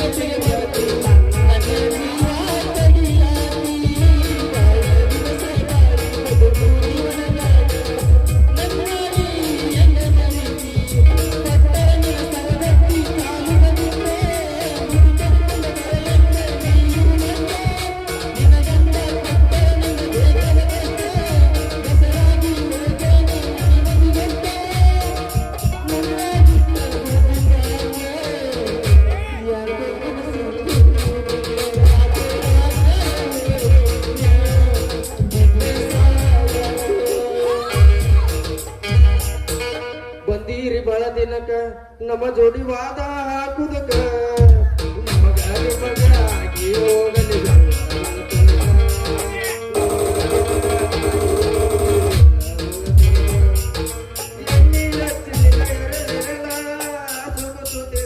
ಬಾಯಿ ಮೇಲೆ ಯಾರ ಜೀವನ ಟಾನಿಕ್ ಬಾಟ್ಲಿ ಕುಡಿಯೋ ಮುಂಚೆ ಅಳ್ಳಾಡ್ಸು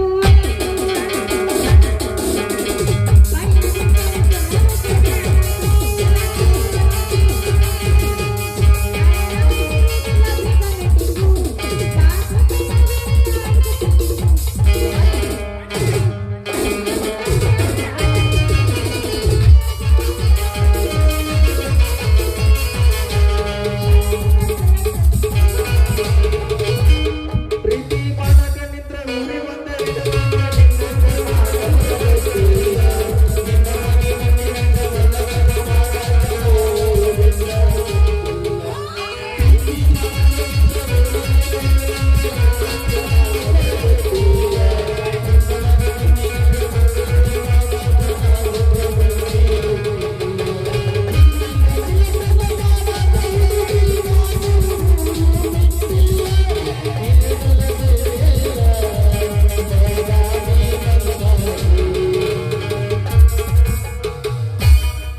ಬಿದೆ ಬಿದೆ ಬಾತ್ರೂಮಲ್ಲಿ ನವಲೆ ಬಿದ್ದೆ ಗೆದೆ ಗೆದೆ ಬಾತ್ರೂಮಲ್ಲಿ ನವಲೆ ಚಿಕ್ಕುಂಡಿ ಜಾತ್ರೆಗೆ ಬಂದಿದಿ ಗೆಳತಿ ಗೆಳತಿನ ಕರ್ಕೊಂಡ ನೋಡಾಕ ಹತ್ತನೆದ ಕದರ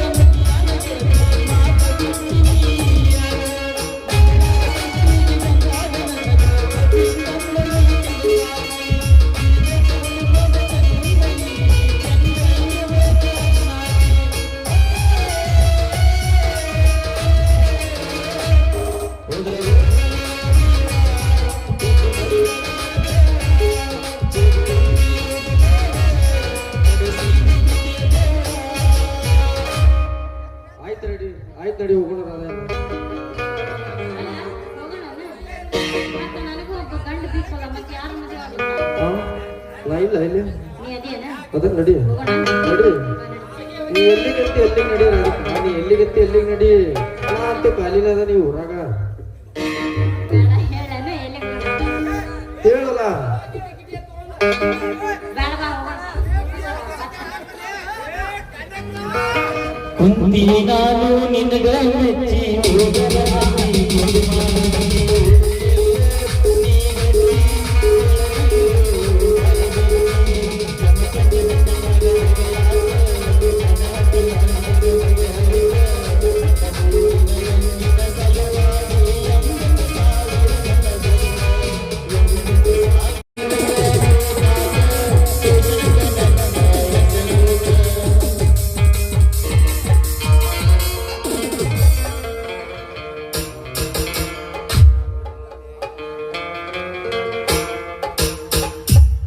ಅಪಾಯ ಬರುವುದು ಶತ್ರುಗಳಿಂದಲ್ಲ ನಮ್ಮ ರಕ್ತ ಸಂಬಂಧಿಗಳ ಎನ್ನುವುದು ಸತ್ಯವಾಯಿತು. ನನ್ನ ತಮ್ಮ ಜೀವನ ರೂಪಿಸಿಕೊಳ್ಳಲೆಂದು ಬಯಸಿದ ನನ್ನನ್ನೇ ಮನೆಯಿಂದ ಹೊರತಳ್ಳುತ್ತಾನೆಂದು ನಾ ತಿಳಿದಿರಲಿಲ್ಲ. ಇದು ಸತ್ಯವಂತರ ಕಾಲವಲ್ಲ, ಸ್ವಾರ್ಥಿಗಳ ಕಾಲ. 10 ಜನಕ್ಕೆ ಅನ್ನ ಹಾಕುವ ಈ ರೈತ ಕುತ್ತನ್ನಕ್ಕೂ ಕೈ ಚಾಚುವಂತ ಸ್ಥಿತಿ ಬಂದೊದಗಿತು. ಹೇ ದೇವರೇ, ನಮ್ಮಂತ ಒಳ್ಳೆಯವರನ್ನು ಬೆನ್ನು ಬಿಡದೆ ಈ ರೀತಿ ಕಾಡುತ್ತಿರುವೆಯಲ್ಲ. ನಾನ್ಯಾವ ತಪ್ಪು ಮಾಡಿದೆ ಎಂದು ಈ ರೀತಿ ಶಿಕ್ಷೆ ಕೊಟ್ಟು ಹೇಳು ದೇವ, ಹೇಳು. ನನ್ನ ತಮ್ಮ ಸುಖದಿಂದ ಇರಲೆಂದು ಬಯಸಿದ್ದು ತಪ್ಪ, ಅಥವಾ ನನ್ನ ತಮ್ಮ ಒಳ್ಳೆಯವನೆಂದು ನಂಬಿದ್ದು ತಪ್ಪ? ಹೇಳು ದೇವ, ಹೇಳು. ತುತ್ತನ್ನಕ್ಕೂ ಬೀದಿ ಬೀದಿ ಅರಿಯುವಂತೆ ಮಾಡಿದೆಯಲ್ಲ, ನಿನಗೇನು ಕೇಡು ಬಗೆದಿರುವೆ ಎಂದು. ಸ್ವಾಮಿ, ದುಃಖಿಸಬೇಡ್ರಿ, ದುಃಖಿಸಬೇಡಿ. ದುಃಖಿಸಿದ್ರೆ ಏನು ಪ್ರಯೋಜನ? ಏನು ಆಗಬೇಕು ಆಗ ನಡಿಲೇಬೇಕು ಸ್ವಾಮಿ, ನಡಿಲೇಬೇಕು. ಅದನ್ನು ಕೆಟ್ಟಗಳಿಗಿಂತ ಮರೆತು ಬಿಡಿ ಸ್ವಾಮಿ, ಮರೆತು ಬಿಡಿ. ಹೇಗೆ ಸಹಿಸಿಕೊಳ್ಳಲಿ ಸುಮಿತ್ರ, ಹೇಗೆ ಸಹಿಸಿಕೊಳ್ಳಲಿ ಸುಮಿತ್ರ? ನನ್ನ ಹೃದಯಕ್ಕಾದ ಗಾಯವನ್ನು ಹೇಗೆ ಸಹಿಸಿಕೊಳ್ಳಲಿ? ಸಹಿಸಿಕೊಳ್ಳಬೇಕು ಸ್ವಾಮಿ, ಸಹಿಸಿಕೊಳ್ಳಬೇಕು. ಕಲ್ಲಿನಿಂದ ಸುಂದರವಾದ ಶಿಲೆ ಆಗ್ಬೇಕಾದ್ರೆ ಅದಕ್ಕೆ ಹುಳಿ ಪೆಟ್ಟು ಬೀಳಲೇಬೇಕು. ಅದರಂತೆ ಮನುಷ್ಯನಿಗೆ ಇವೆಲ್ಲ ಆಗೋದು ಸಹಜ ಕಣ್ರಿ, ಸಹಜ. ಚಿನ್ನವು ಕಬ್ಬಿಣದ ಬಳಿ ಕೇಳಿತ್ತು.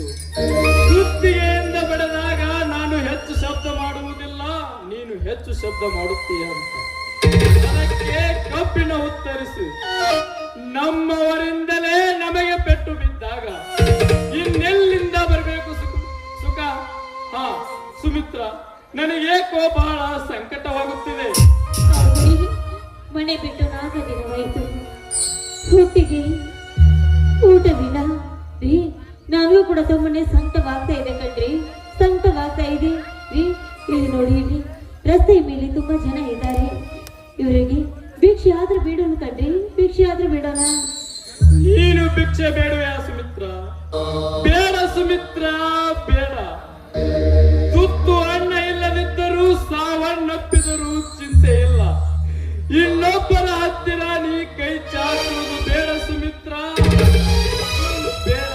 ಸ್ವಾಮಿ, ಅನ್ನಕ್ಕಾಗಿ ಹುಟ್ಟಿದ ನಾವು ಕೈ ಚಾಚಿ ಬೇಡಿ ತಿಂದರೆ ತಪ್ಪೇನು ಕಣ್ರಿ, ತಪ್ಪೇನು. ಅದಕ್ಕೆ ನಾಚಿಕೆ ಆಗುವುದೇನೇನ್ರಿ? ನಾನು ಭಿಕ್ಷೆ ಬೇಡ್ತೀನಿ. ಬೇಡಿ ತಿನ್ನಲು ಹೋದರೆ ಮೈ ಮುರಿದು ದುಡಿದು ತಿನ್ನು, ಏನಾಗಿದೆ ನಿನಗೆ ಎಂದು ಹೀಯಾಳಿಸಿ ಮಾತನಾಡುತ್ತಾರೆ ಸುಮಿತ್ರ ಈ ಊರು. ಅಯ್ಯೋ ವಿಧಿಯೇ, ತುತ್ತನ್ನಕ್ಕೂ ಕೈ ಚಾಚುವಂತ ಸ್ಥಿತಿ ಬಂದೊದಗಿತ್ತು ಸುಮಿತ್ರ. ನನ್ನಂತ ನಟ ದುಷ್ಟರನ್ನು ಮದುವೆಯಾಗಿ ಪಡಬಾರದ ಕಷ್ಟಪಡುವಂತಾಯ್ತು ಸುಮಿತ್ರ, ಪಡುವಂತಾಯ್ತು. ಸ್ಥಿತಿಗತಿಗಳನ್ನು ಅರಿತು ಬಹಳಷ್ಟು ಹಿರಿಯರು ಹೇಳಿಲ್ವೇನ್ರಿ? ನೀವು ಸುಮ್ಮನಿರಿ. ಯಾಕಂದ್ರೆ ನಮ್ಮಲ್ಲಿ ತಿನ್ನಲಿಕ್ಕೆ ಬೇರೆ ಏನೂ ಇಲ್ಲ. ಈಗ ಇವರೇ ನಮ್ಮ ತಂದೆ ತಾಯಿ, ಇವರೇ ನಮ್ಗೆ ಕರುಣೆ ತೋರಿ ನಮ್ಗೆ ಭಿಕ್ಷೆ ಹಾಕ್ಬೇಕು ರೀ. ನಾ ಭಿಕ್ಷೆ ಬೇಡ್ತೀನಿ ಕಣ್ರಿ, ಭಿಕ್ಷೆ ಬೇಡ್ತೀನಿ. ದಯವಿಟ್ಟು ನಿಮ್ಗೆ ಕೈ ಮುಗಿದು ಬೇಡಿಕೊಳ್ಳುತ್ತೇನೆ, ನಮ್ಗೆ ಭಿಕ್ಷೆ ಹಾಕಿ ಪುಣ್ಯ ಕಟ್ಟಿಕೊಳ್ಳಿ.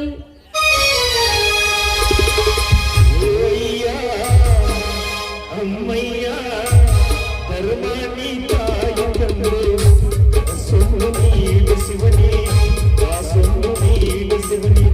ಅಯ್ಯ ಅಮ್ಮಯ್ಯ ಧರ್ಮಾನಿ ತಾಯಿ ತಂದೆ ಸೊನ್ನು ನೀಡು ಶಿವನಿ, ಸೊನ್ನು ನೀಡು ಶಿವನಿ.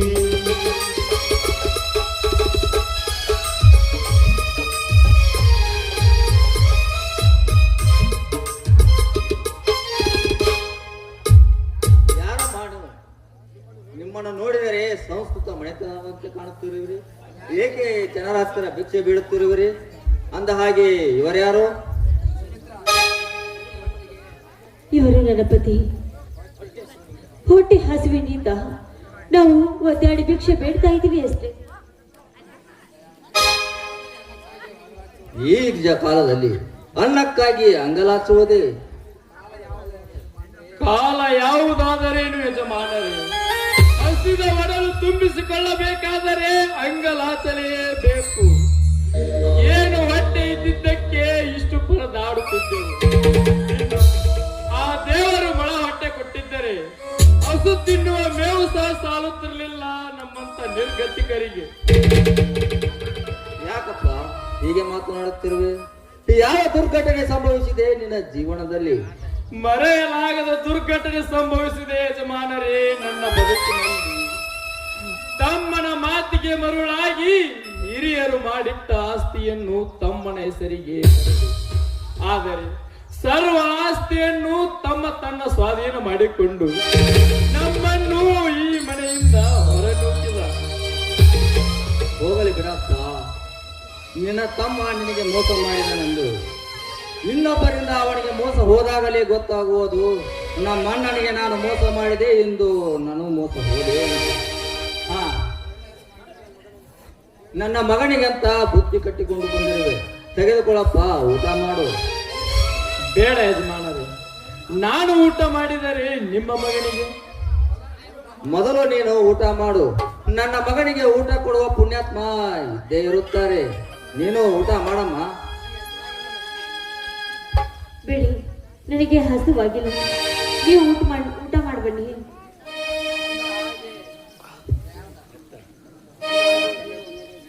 ಅಂದ ಹಾಗೆ ನೀನು ಇದೇ ಊರಿನವನೇನು? ನಿನ್ನ ಹೆಸರೇನು? ಹೌದು ಯಜಮಾನರೇ, ನಾವು ಇದೇ ಊರಿನವರು. ನನ್ನ ಹೆಸರು ಶಿವು ಅಂತ. ಹಾ, ನಿಮ್ಮ ತಂದೆ ಹೆಸರೇನು? ನಮ್ಮ ತಂದೆ ಹೆಸರು ಧರ್ಮಣ್ಣ ಅಂತ. ಅಂದರೆ ನೀನು ಆ ಧರ್ಮಣ್ಣನ ಮಗನೇ? ನೀವು 3 ಜನ ಅಣ್ಣ ತಮ್ಮಂದಿರಲ್ಲವೇ? ಹೌದು.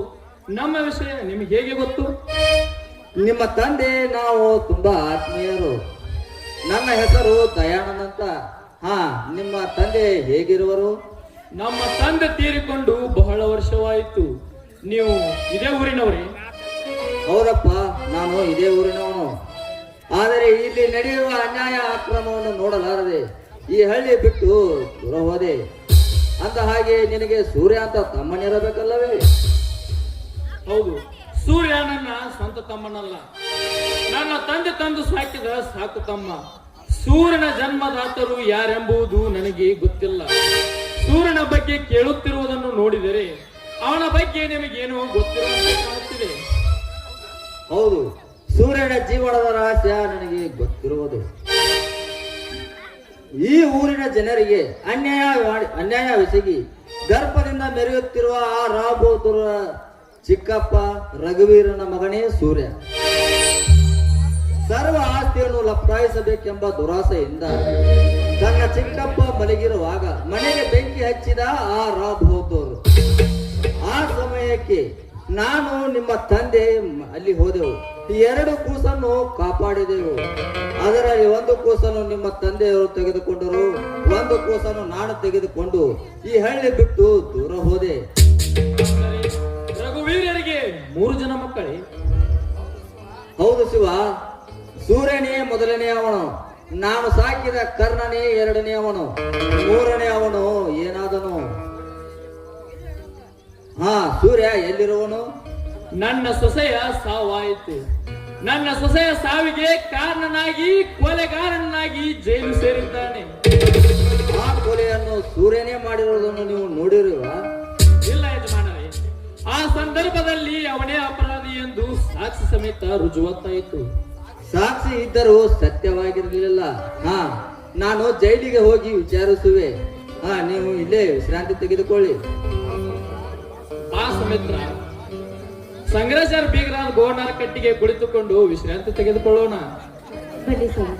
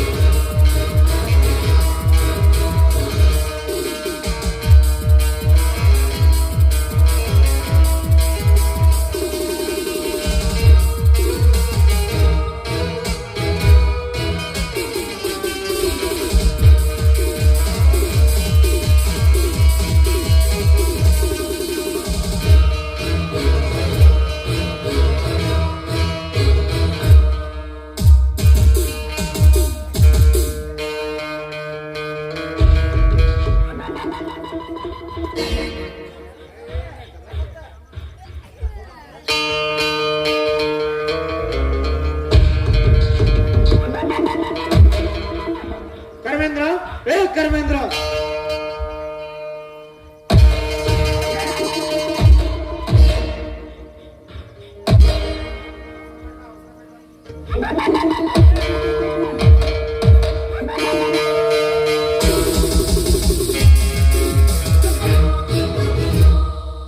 ಯಾಕೆ ಸರ್ ಹೀಗೇಕೆ ಕೂಗುವೆ? ಎಲ್ಲಿರೋನು ಆ ನಿನ್ನ ಮಾವ ರಾಬೋದು?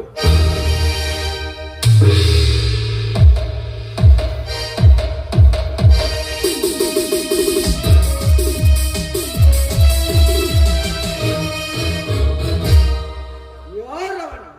ಈ ಶ್ರೀಮಂತನ ಅರಮನೆ ಮುಂದೆ ನಿಂತು ನಾಯಿಯಂತೆ ಬೊಗಳುತ್ತಿರುವನು. ಓ ಶರತ್, ಬಾ ಕುಳಿತುಕೋ. ನನ್ನ ಅವಶ್ಯಕತೆ ಇದ್ದಾಗ ನನ್ನನ್ನು ಬೆಳೆಸಿಕೊಂಡು ಇವಾಗ ನನಗೆ ನಾಯಿ ಅನ್ನುವೆ? ನೋಡಿ, ನಿಮ್ಮ ಸವಾಸ ಬೇಡವೇ ಬೇಡ.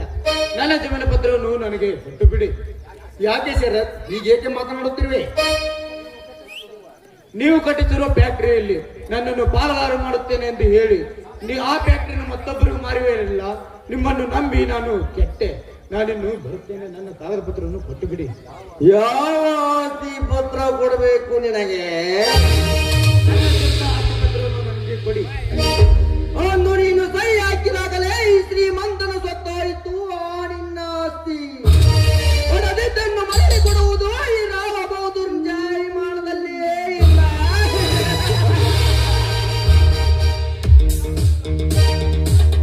ರಾಮಪುತ್ರ, ನನ್ನನ್ನು ನಂಬಿಸಿ ನಿನ್ನ ಅವಶ್ಯಕತೆ ಇದ್ದಾಗ ನನ್ನನ್ನು ಬಳಸಿಕೊಂಡು ನನ್ನನ್ನು ಬಲುಪಶಿ ಮಾಡಿದೆಯಲ್ಲ ಪಾಪಿ. ಲೇ ಕರ್ಮೇಂದ್ರ, ನಿನ್ನನ್ನು ನಂಬಿ ನಾನು ಕೆಟ್ಟೆ. ನಮ್ಮ ಸೊಸೆ ರೇವತಿ ಸಾವಿನ ಹಿಂದೆ ನಿನ್ನ ಕೈವಾಡಿದೆ ಎಂದೇ ನನಗೆ ಇವಾಗ ಗೊತ್ತಾಯ್ತು. ಕೈವಾಡ ಇರುವುದು ಅಷ್ಟೇ ಅಲ್ಲ ಶರತ್, ನಾನೇ ರೇವತಿಯ ಶೀಲಗೆನಿಸಿದೆ. ಅವಮಾನ ತಾಳಾರದೆ ರೇವತಿ ವಿಷ ಸೇರಿಸಿ ಸಾವನ್ನಪ್ಪಿದಳು. ಅವಮಾನ ತಾಳಾರದೆ ಸಾವಿನ ಪಟ್ಟ ಸೂರ್ಯನನ್ನು ಅಪರಾಧಿಯನ್ನಾಗಿ ಮಾಡಿ ಜೈಲಿಗಟ್ಟಿದೆ. ನಯವಂಚಕರೇ, ನಿಮಗೆ ಏನು ಕೇಳು ಮಾಡಿದ್ದೆ ಎಂದು ನನ್ನನ್ನು ಈ ರೀತಿ ಮಾಡಿದರು. ನಿಮ್ಮಣ್ಣನ ಮೇಲಿನ ಸೇಡಿಗಾಗಿ ನನಗೆ ಎದುರಾಗಿ ಸಮಾಜ ಸೇವೆ ಮಾಡಲು ಹೊರಟಿದ್ದ ನಿಮ್ಮಣ್ಣನನ್ನು ಹೇಗಾದರೂ ಮಾಡಿ ಸೆದೆ ಬೆಡೆಯಬೇಕಾಗಿತ್ತು. ಅದಕ್ಕೆ ನಿನ್ನನ್ನು ನನ್ನ ಕೈಗೊಂಬೆಯನ್ನಾಗಿ ಮಾಡಿಕೊಂಡೆ. ನಿಮ್ಮಣ್ಣನನ್ನು ನಿನ್ನಿಂದಲೇ ಮನೆಯಿಂದ ಹೊರ ಹಾಕುವ ಪ್ಲಾನ್ ಮಾಡಿದೆ. ಲೇ ರಾಮಪುತ್ರ, ನಿಮ್ಮ ಮಾತಿಗೆ ಮರಳಾಗಿ ನಾನು ಹಣ ಗಳಿಸಬೇಕೆಂದು ದುರಾಸೆಯಿಂದ ದೇವರಂತ ನಮ್ಮ ಅಣ್ಣ ಅತ್ತಿಗೆಯನ್ನೇ ಮನೆಯಿಂದ ಹೊರ ಹಾಕಿದೆ. ಸಾವುಕಾರ, ನನ್ನಿಂದ ಕಿತ್ತುಕೊಂಡ ಆಸ್ತಿಯನ್ನು ನನಗೆ ಕೊಟ್ಟು ಬಿಡಿ. ದೇವರಂತ ನಮ್ಮ ಅಣ್ಣ ಅತ್ತಿಗೆಯನ್ನು ಮೊದಲು ಹುಡುಕುತ್ತೇನೆ, ಆಮೇಲೆ ಬರುತ್ತೇನೆ. ನಿಮಗೆ ಮತ್ತೆ ಬರುತ್ತೇನೆ.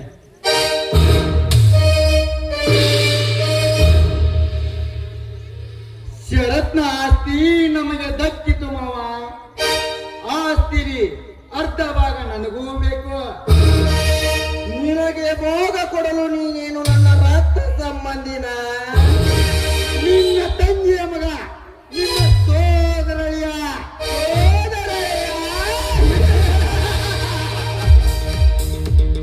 ಸೋದರಳಿಯನೆಂದೇ ನಿನ್ನ ಹೊಟ್ಟೆಗೆ ಅನ್ನ ಹಾಕಿ ಸಾಕಿರುವೆ.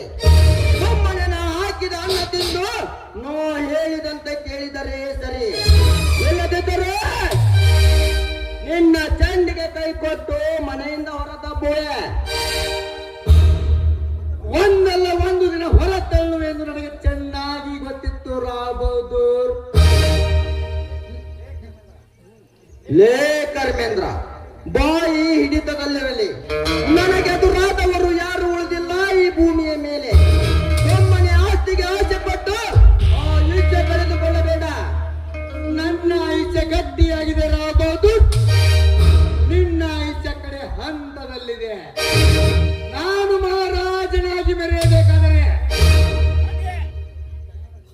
ಈ ಕರ್ಮೇಂದ್ರನ ಪಿಸ್ತೂಲಿಗೆ ಬಲಿಯಾಗಬೇಕು.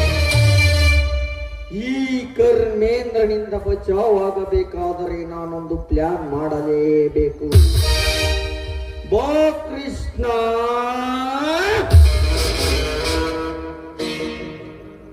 ಲೇ ಕರ್ಮೇಂದ್ರ, ನಿನ್ನಂತ ಸಂಚೋಡ ಹಂತಕರನ್ನು ಹಂತೆ ಮಾಡಿದ ಈದರೆಗೆ ಸಾವಿನ ಭಯ ತೋರಿಸುವೆಯ? ಅನುಭವಿಸುವ ಮಗನೇ ಸಾವಿನ ರುಚಿ.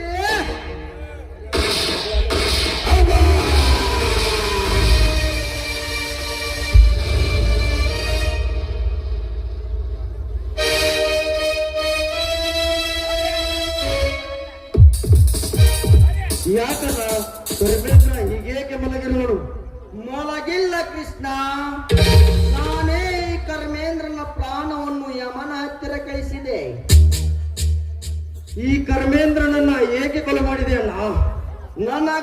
ನನಗೆ ಬೇಕಾದ ಆಸ್ತಿಯಲ್ಲಿ ಭೋಗ ಕೇಳಲು ಬಂದ.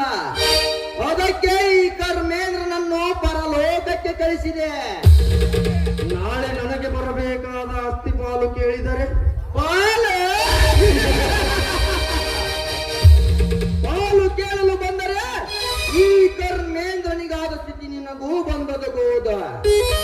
ನನಗೇಕೆ ಬರುವುದು ಈ ಕರ್ಮೇಂದ್ರನ ಸ್ಥಿತಿ? ನಾನು ಈ ಮನೆಯ ಮಗ ಇದ್ದೀನಿ. ನನಗೆ ಬರುವ ಆಸ್ತಿ ಭಾಗ ಬಂದೇ ಬರುತ್ತದೆ.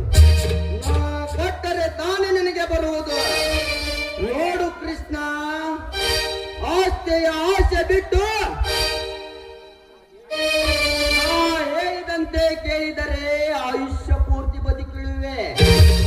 ಇಲ್ಲದಿದ್ದರೆ ನಿನ್ನ ತಂದೆಯ ಹತ್ತಿರ ನಿನ್ನನ್ನು ಕಳಿಸುವೆ. ನನ್ನ ತಂದೆ ಬೇರೆ, ನಿನ್ನ ತಂದೆ ಬೇರೆನಾ? ನೀನು ಇಬ್ಬರು ತಂದೆ ಒಬ್ಬರೇ ಆದರೆ ನೀನು ಮಾತನಾಡುವುದನ್ನು ನೋಡಿದರೆ ನಾನು ನಿನ್ನ ತಮ್ಮನೇ ಅಲ್ಲವೇನೋ ಅಂತ ವರ್ತಿಸ್ತಿರುವೆಲ್ಲ. ನೀನು ನನ್ನ ತಮ್ಮನಲ್ಲ, ನನ್ನ ಚಿಕ್ಕಪ್ಪ ರಘುವೀರನ ಮಗ. ಇಷ್ಟು ದಿನ ನನ್ನಿಂದ ಈ ವಿಷಯವನ್ನು ಏಕೆ ಮುಚ್ಚಿಟ್ಟಿದ್ದೆ? ನಾನು ನಿನ್ನ ತಮ್ಮ, ನಾನು ನೀನು ಒಂದೇ ತಾಯಿ ಮಕ್ಕಳಲ್ಲ ಎಂದು ಗೊತ್ತಾದರೆ ಎಲ್ಲಿ ನಿನ್ನ ಆಸ್ತಿಯಲ್ಲಿ ಪಾಲು ಕೇಳುತ್ತೇನೆಂದು ಮುಚ್ಚಿಟ್ಟಿರುವೆ ನನ್ನ ಜೀವನದ ರಹಸ್ಯವನ್ನು. ಈಗ ತಿಳಿಯುತ್ತಲ್ಲ, ಏನು ಮಾಡುವೆ? ನನಗೆ ಬರಬೇಕಾದ ಆಸ್ತಿ ಭಾಗವನ್ನು ಪಡೆಯುತ್ತೇನೆ. ಲೇ ಕೃಷ್ಣ, ಈ ಸರ್ವಾಸ್ತಿಗೆ ನಾನೇ ಸರದಾರ. ಈ ಸರದಾರರಿಂದ ಕಾಸು ಸಿಗದು ನಿನಗೆ. ಕೊಡುವುದಿಲ್ಲವೆಂದರೆ ಬಿಡುವವನಲ್ಲ ಈ ಕೃಷ್ಣ. ನ್ಯಾಯದಿಂದ ಹೋರಾಡಿ ಪಡೆದೇ ತೀರುತ್ತೇನೆ.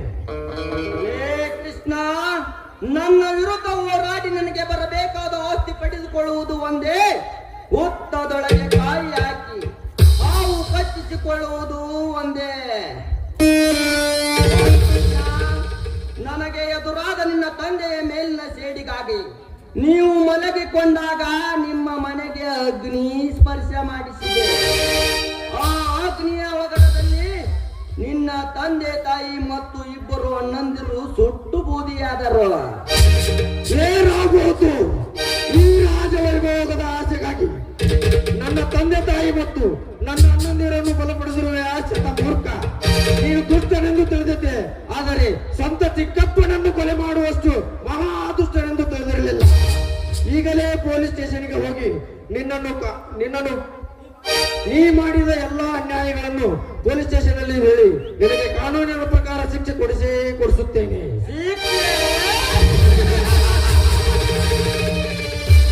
ಹೋಗು ಕೃಷ್ಣ, ಹೋಗು. ಆ ಕಾನೂನನ್ನೇ ಕಾಸು ಕೊಟ್ಟು ಕೊಂಡುಕೊಂಡಿರುವನು ಈ ರಾವ ಬಹದ್ದೂರ.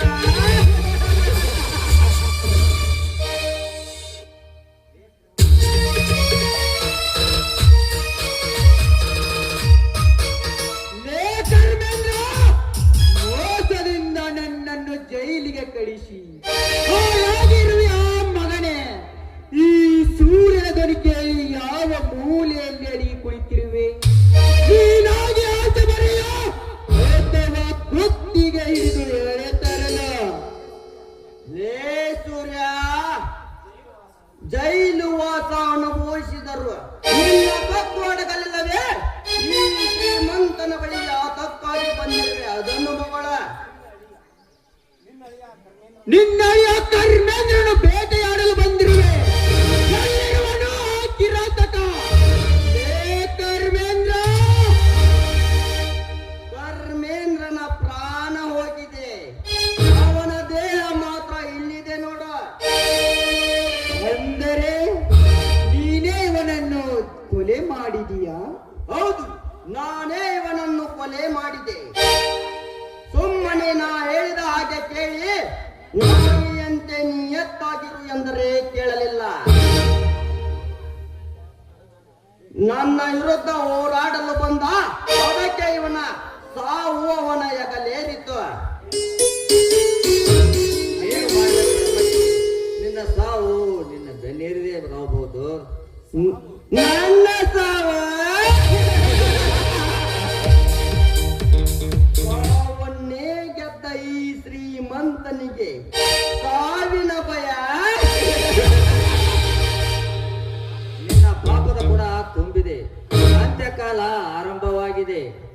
ನಿನ್ನ ಚಿಕ್ಕಪ್ಪ ರಘುವೀರನಿಗೆ ನೀನು ಮಾಡಿದ ಅನ್ಯಾಯಕ್ಕೆ ನ್ಯಾಯ ಸಿಗುವ ಕಾಲ ಬಂದಿದೆ.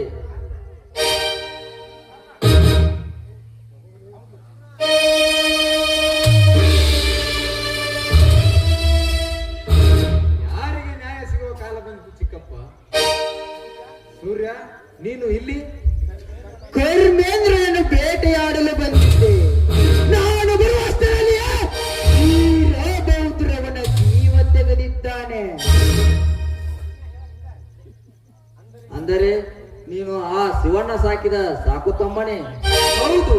ಇದೆಲ್ಲ ನಿಮ್ಗೆ ಹೇಗೆ ಗೊತ್ತು? ನಾನು ನಿಮ್ಮ ಶಿವಣ್ಣನಿಂದ ತಿಳಿದುಕೊಂಡೆ. ಹಾ, ಕಾರಣ ನಿನ್ನ ಜೀವನದ ರಹಸ್ಯವನ್ನು ಕೇಳುತ್ತಿದ್ದೀಯಲ್ಲ, ಇಂದು ಸತ್ಯ ಹೇಳುತ್ತೇನೆ ಕೇಳು. ನೀವಿಬ್ಬರು ಸೂರ್ಯಕರ್ಣ, ನೀವಿಬ್ಬರು ಅಣ್ಣ ತಮ್ಮಂದಿರು, ನೀವು ಈ ಮನೆ ಮಕ್ಕಳು. ಏನು ಹೇಳುತ್ತಿರುವಿರಿ? ಹೌದು ಸೂರ್ಯ, ನೀವು ಇಬ್ಬರು ಅಣ್ಣ ತಮ್ಮಂದಿರು. ನಿಮ್ಮ ತಂದೆ ರಘುವೀರ, ನಾನು ಹಾಗೂ ಶಿವಣ್ಣನ ತಂದೆ ಧರ್ಮನ, ನಾವು 3 ಜನ ಆತ್ಮೀಯರು. ಈ ರಾವ್ ಬಹದ್ದೂರು ನಿಮ್ಮ ದೊಡ್ಡಪ್ಪನ ಮಗ. ಈ ಅರಮನೆಗೆ ಅಧಿಪತಿ ನಾನಾಗಬೇಕೆಂಬ ದುರಾಸೆಯಿಂದ ನಿಮ್ಮ ತಂದೆ ತಾಯಿ ಹಾಗೂ ನೀವು 3 ಜನ ಮಕ್ಕಳು ಮಲಗಿರುವಾಗ ಮನೆಗೆ ಬೆಂಕಿ ಹಚ್ಚಿದ ಈ ರಾವ್ ಬಹದ್ದೂರ್. ಹೇಗೋ ನಿಮ್ಮಿಬ್ಬರನ್ನು ಕಾಪಾಡಿ ಶಿವಣ್ಣನ ತಂದೆ ಧರ್ಮಣ್ಣ ನಿನ್ನನ್ನು ಕರೆದುಕೊಂಡು ಹೋದ. ಈ ಕರ್ಣನನ್ನು ನಾನು ಕರೆದುಕೊಂಡು ಈ ಹಳ್ಳಿ ಬಿಟ್ಟು ದೂರ ಹೋದೆ. ನಿನ್ನ ಹೆತ್ತವರು ಹಾಗೂ ನಿನ್ನ ತಮ್ಮ ಕೃಷ್ಣ ಅಗ್ನಿಗೆ ಆಹುತಿಯಾದರು. ಇವರು ನನ್ನ ಚಿಕ್ಕಪ್ಪ ರಘುವೀರನ ಮಕ್ಕಳೇ? ಅಂದರೆ ಕರ್ಣ ನನ್ನ ತಮ್ಮನೇ. ಕರ್ಣ ನನ್ನ ಜೀವನವೇ ಜೈಲಿನಲ್ಲಿ ಕೊಳೆಯುತ್ತಾಯಿತೆಂದು ಹೇಳುತ್ತಿದ್ದೆ. ನನ್ನನ್ನು ಜೈಲಿನಿಂದ ಬಿಡಿಸಿ ಸುತ್ತಿದ ನನ್ನ ಧೈರ್ಯಕ್ಕೆ ಆನೇ ಬಲ ಬಂದಂತಾಯಿತು. ನನಗೆ ಯಾರು ಇಲ್ಲ, ನಾನು ಅನಾಥನೆಂಬ ಕರುಗು ನನ್ನನ್ನು ಕಾಡುತ್ತಾ ಇತ್ತು. ಬಾ ಕರ್ಣ, ಈ ಅಣ್ಣನನ್ನು ಒಪ್ಪಿಕೋ.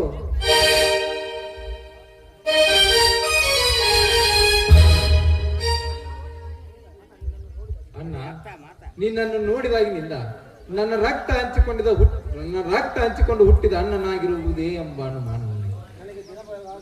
ನನಗೆ ದಿನ ಬೆಳಗಾದರೆ ನನ್ನ ಮನಸ್ಸು ಹಾತೊರೆಯುತ್ತಿತ್ತು. ನಾವು ಇಬ್ಬರು ಒಂದೇ ಕರುಣ ಬಳ್ಳಿಗಳು ಎಂಬ ಸತ್ಯ ಮರೆ ಮಾಚಿ ಅನಾಥರಂತೆ ಅರ್ಧ ಆಯುಷ್ಯ ಕಳೆದೆವು. ಇನ್ನು ಮುಂದಾದರೂ ಅನಾಥರೆಂಬುದನ್ನು ಮರೆತು ಅನ್ಯೋನ್ಯದಿಂದ ಬಾಳೋಣ. ಆದರೆ ಇನ್ನೊಬ್ಬ ನಮ್ಮ ಸಹೋದರ ಏನಾಗಲೆಂದು ಅದಕ್ಕಿಂತ ಪೂರ್ವದಲ್ಲಿ ಈ ರಾಮ ಬಹದ್ದೂರಿಗೆ ಒಂದು ಗತಿ ಕಾಣಿಸಬೇಕು. ಈ ರಾಮ ಬಹದ್ದೂರನಿಗೆ ಒಂದು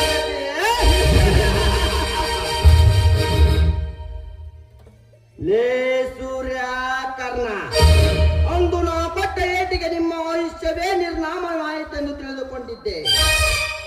ಅಕಸ್ಮಾತ್ ಆಗಿ ಮಿಸ್ ಆಗಿ ನಿಮ್ಮ ತಮ್ಮ ಕೃಷ್ಣ ಬದುಕುಳಿದಾನೆಂದು ತಿಳಿದುಕೊಂಡಿದ್ದೆ. ಆದರೆ ನೀವಿಬ್ಬರು ಬದುಕುಳಿದು ನಮಗೆ ಸಾವಿನ ಗುಂಡಿ ತೋಡಲು ಸಿದ್ಧರಾಗಿದ್ದೀರಲ್ಲ, ನೀವು ತೋಡಿದ ಗುಂಡಿ ಒಳಗೆ ನಿಮ್ಮನ್ನು ದಫನ್ ಮಾಡುತ್ತೇನೆ. ಲೇ ರಾವ್ ಬಹದ್ದೂರ, ಬೇಟೆಯಾಡಲು ಕಾದು ಕುಳಿತಿವೆ ಜೋಡಿ ಹುಲಿಗಳು. ದಫನ್ ಮಾಡುತ್ತೇನೆ ಎಂದರೆ ಕಂಗಾಲಾದ ಈ ಸೂರ್ಯ ಕರ್ಣರ ಕೈಯಲ್ಲಿ ನಿನ್ನ ಜೀವನ ಕೊನೆಗೊಳ್ಳುವುದು. ಲೇ ರಾವ್ ಬಹದ್ದೂರ,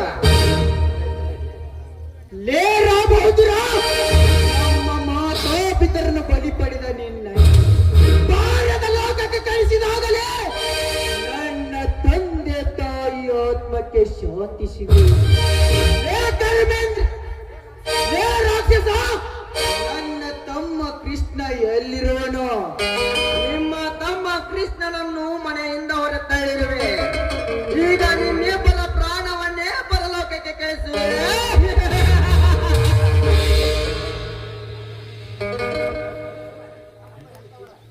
ನಮ್ಮ ಹೆತ್ತವರ ಜೀವನ ಬಲೆ ಪಡೆದು ಭಯವಿಲ್ಲದೆ ಮೆರೆಯುತ್ತಿರುವ ನಿನ್ನನ್ನು ನಾವು ಕಳಿಸುತ್ತೇವೆ ಸಾವಿನ ಮನೆಗೆ. ಲೇ ರಾವ್ ಬಹದ್ದೂರ, ಈ ಸರ್ವ ಆಸ್ತಿಗೆ ನಾನೇ ಅಧಿಪತಿ ಆಗಬೇಕೆಂದು ನನ್ನ ತಂದೆ ತಾಯಿಯ ಪ್ರಾಣವನ್ನು ಕಳೆದೆ. ನೀನು ಈ ಭೂಮಿಯ ಮೇಲೆ ಇರಬಾರದು. ಎತ್ತನ್ನ ನಿನ್ನ ಪರಶುರಾಮನ ಕೊಟ್ಟೆ, ಕತ್ತರಿಸಣ್ಣ ಈ ಕುಲಘಾತಕನ ರುಂಡವನ್ನು. ತಡ ಮಾಡುವುದು ಬೇಡ ಕರ್ಣ. ಸಮಯ ಕಳೆದಂತೆ ಇಂಥವರು 10 ರಕ್ತ ಬಿಜಾಸುರರು ಹುಟ್ಟುತ್ತಾರೆ. ಮತ್ತು ನಿನ್ನ ಖಡ್ಗವನ್ನು ಸಂಹಾರ ಮಾಡೋಣ. ಈ ಕುಲವೈರಿಯನ್ನು ಅನುಭವಿಸು ಮಗನೇ. ಬೇಡಿ, ನನ್ನನ್ನೇನು ಮಾಡಬೇಡಿ. ನಾನು ನಿಮ್ಮ ದೊಡ್ಡಪ್ಪನ ಮಗ, ಎಷ್ಟೇ ಆದರೂ ನಿಮ್ಮ ಅಣ್ಣ. ಅಣ್ಣ,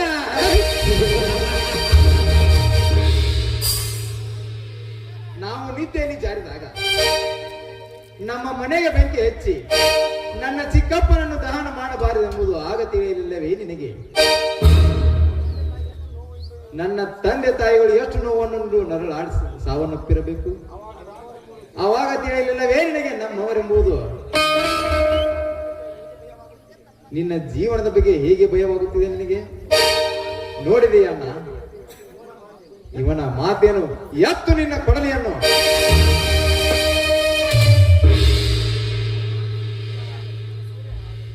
ಕರ್ಣ, ಇಂಥ ದುಷ್ಟರ ಸಂಹಾರ ಆಗಲೇಬೇಕು.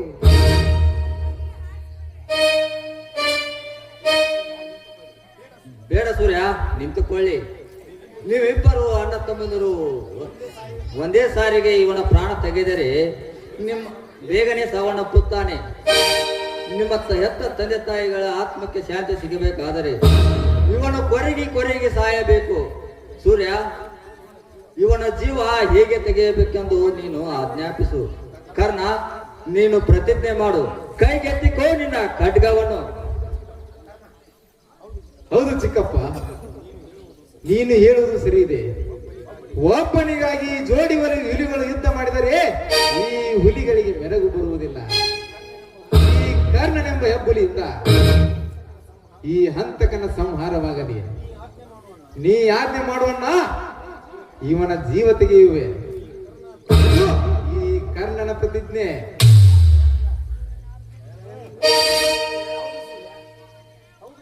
ಹೌದು ಸೂರ್ಯ, ಈ ಕೌರವನನ್ನು ಕರ್ಣಂತೆ ಹೊಸಕಾಕಲಿ. ಇವನ ದೇಹ ಈ ಭೂಮಿಯ ಮಡಿಲಲ್ಲಿ ಬಿದ್ದರೆ ಅಪವಿತ್ರವಾಗುವುದು. ಇವನ ಅಂಗಾಂಗಗಳನ್ನು ಅಣು ಅಣುವಾಗಿ ಕತ್ತರಿಸಿ ಆಜ್ಞೆ ಮಾಡು ಸೂರ್ಯ.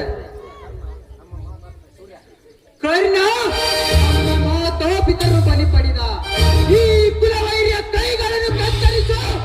ಇದು ಈ ಸೂರ್ಯನ ಆಜ್ಞೆ.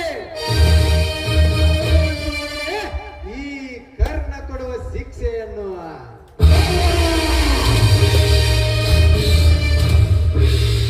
ಇವನ ಕೈಗಳನ್ನು ಕತ್ತರಿಸು. ಇದು ಈ ಸೂರ್ಯನ ಆಜ್ಞೆ.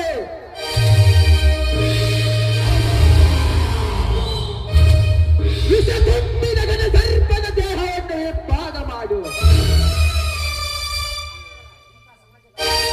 ಸಮಾಜಘಾತಕರ ಅಟ್ಟಾಸಕ್ಕೆ ಮಂಗಲ ಹಾಡಲೇಬೇಕು.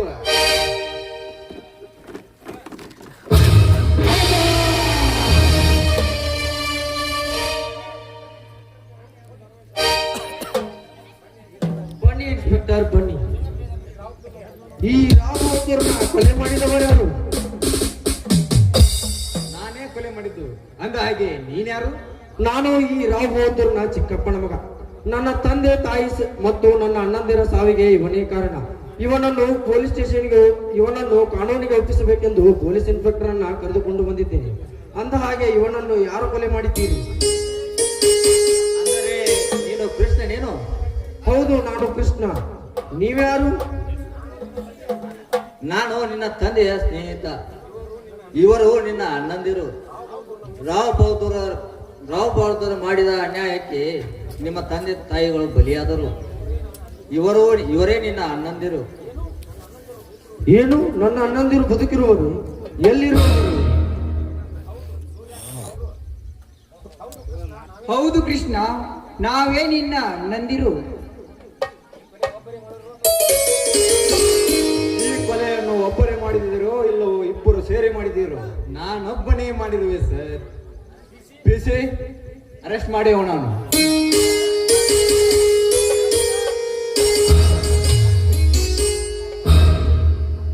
ಅಣ್ಣ ಅಣ್ಣ ತಪ್ಪು ಮಾಡಿ ಜೈಲು ಸೇರಿ ಅಂತ ಆಯ್ತಲ್ಲಣ್ಣ.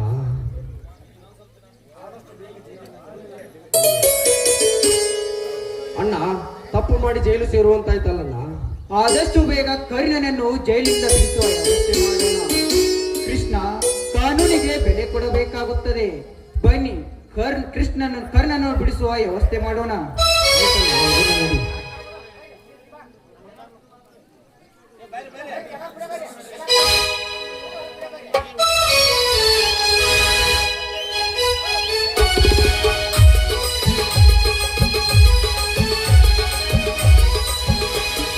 ಪುಷ್ಪಗಳು ಪರಿಮಳವ ಸೂಸುತ್ತಿವೆ, ಹೂವಿಗಳು ರಸ ತುಂಬಿ ಹಾಡುತ್ತಿವೆ. ಮತ್ತೆ ನಮ್ಮೆಲ್ಲರನ್ನು ಒಂದುಗೂಡಿಸಿದ ಆ ರಾಮಲಿಂಗೇಶ್ವರನಿಗೆ ಮಂಗಳ ಪಡೋಣ.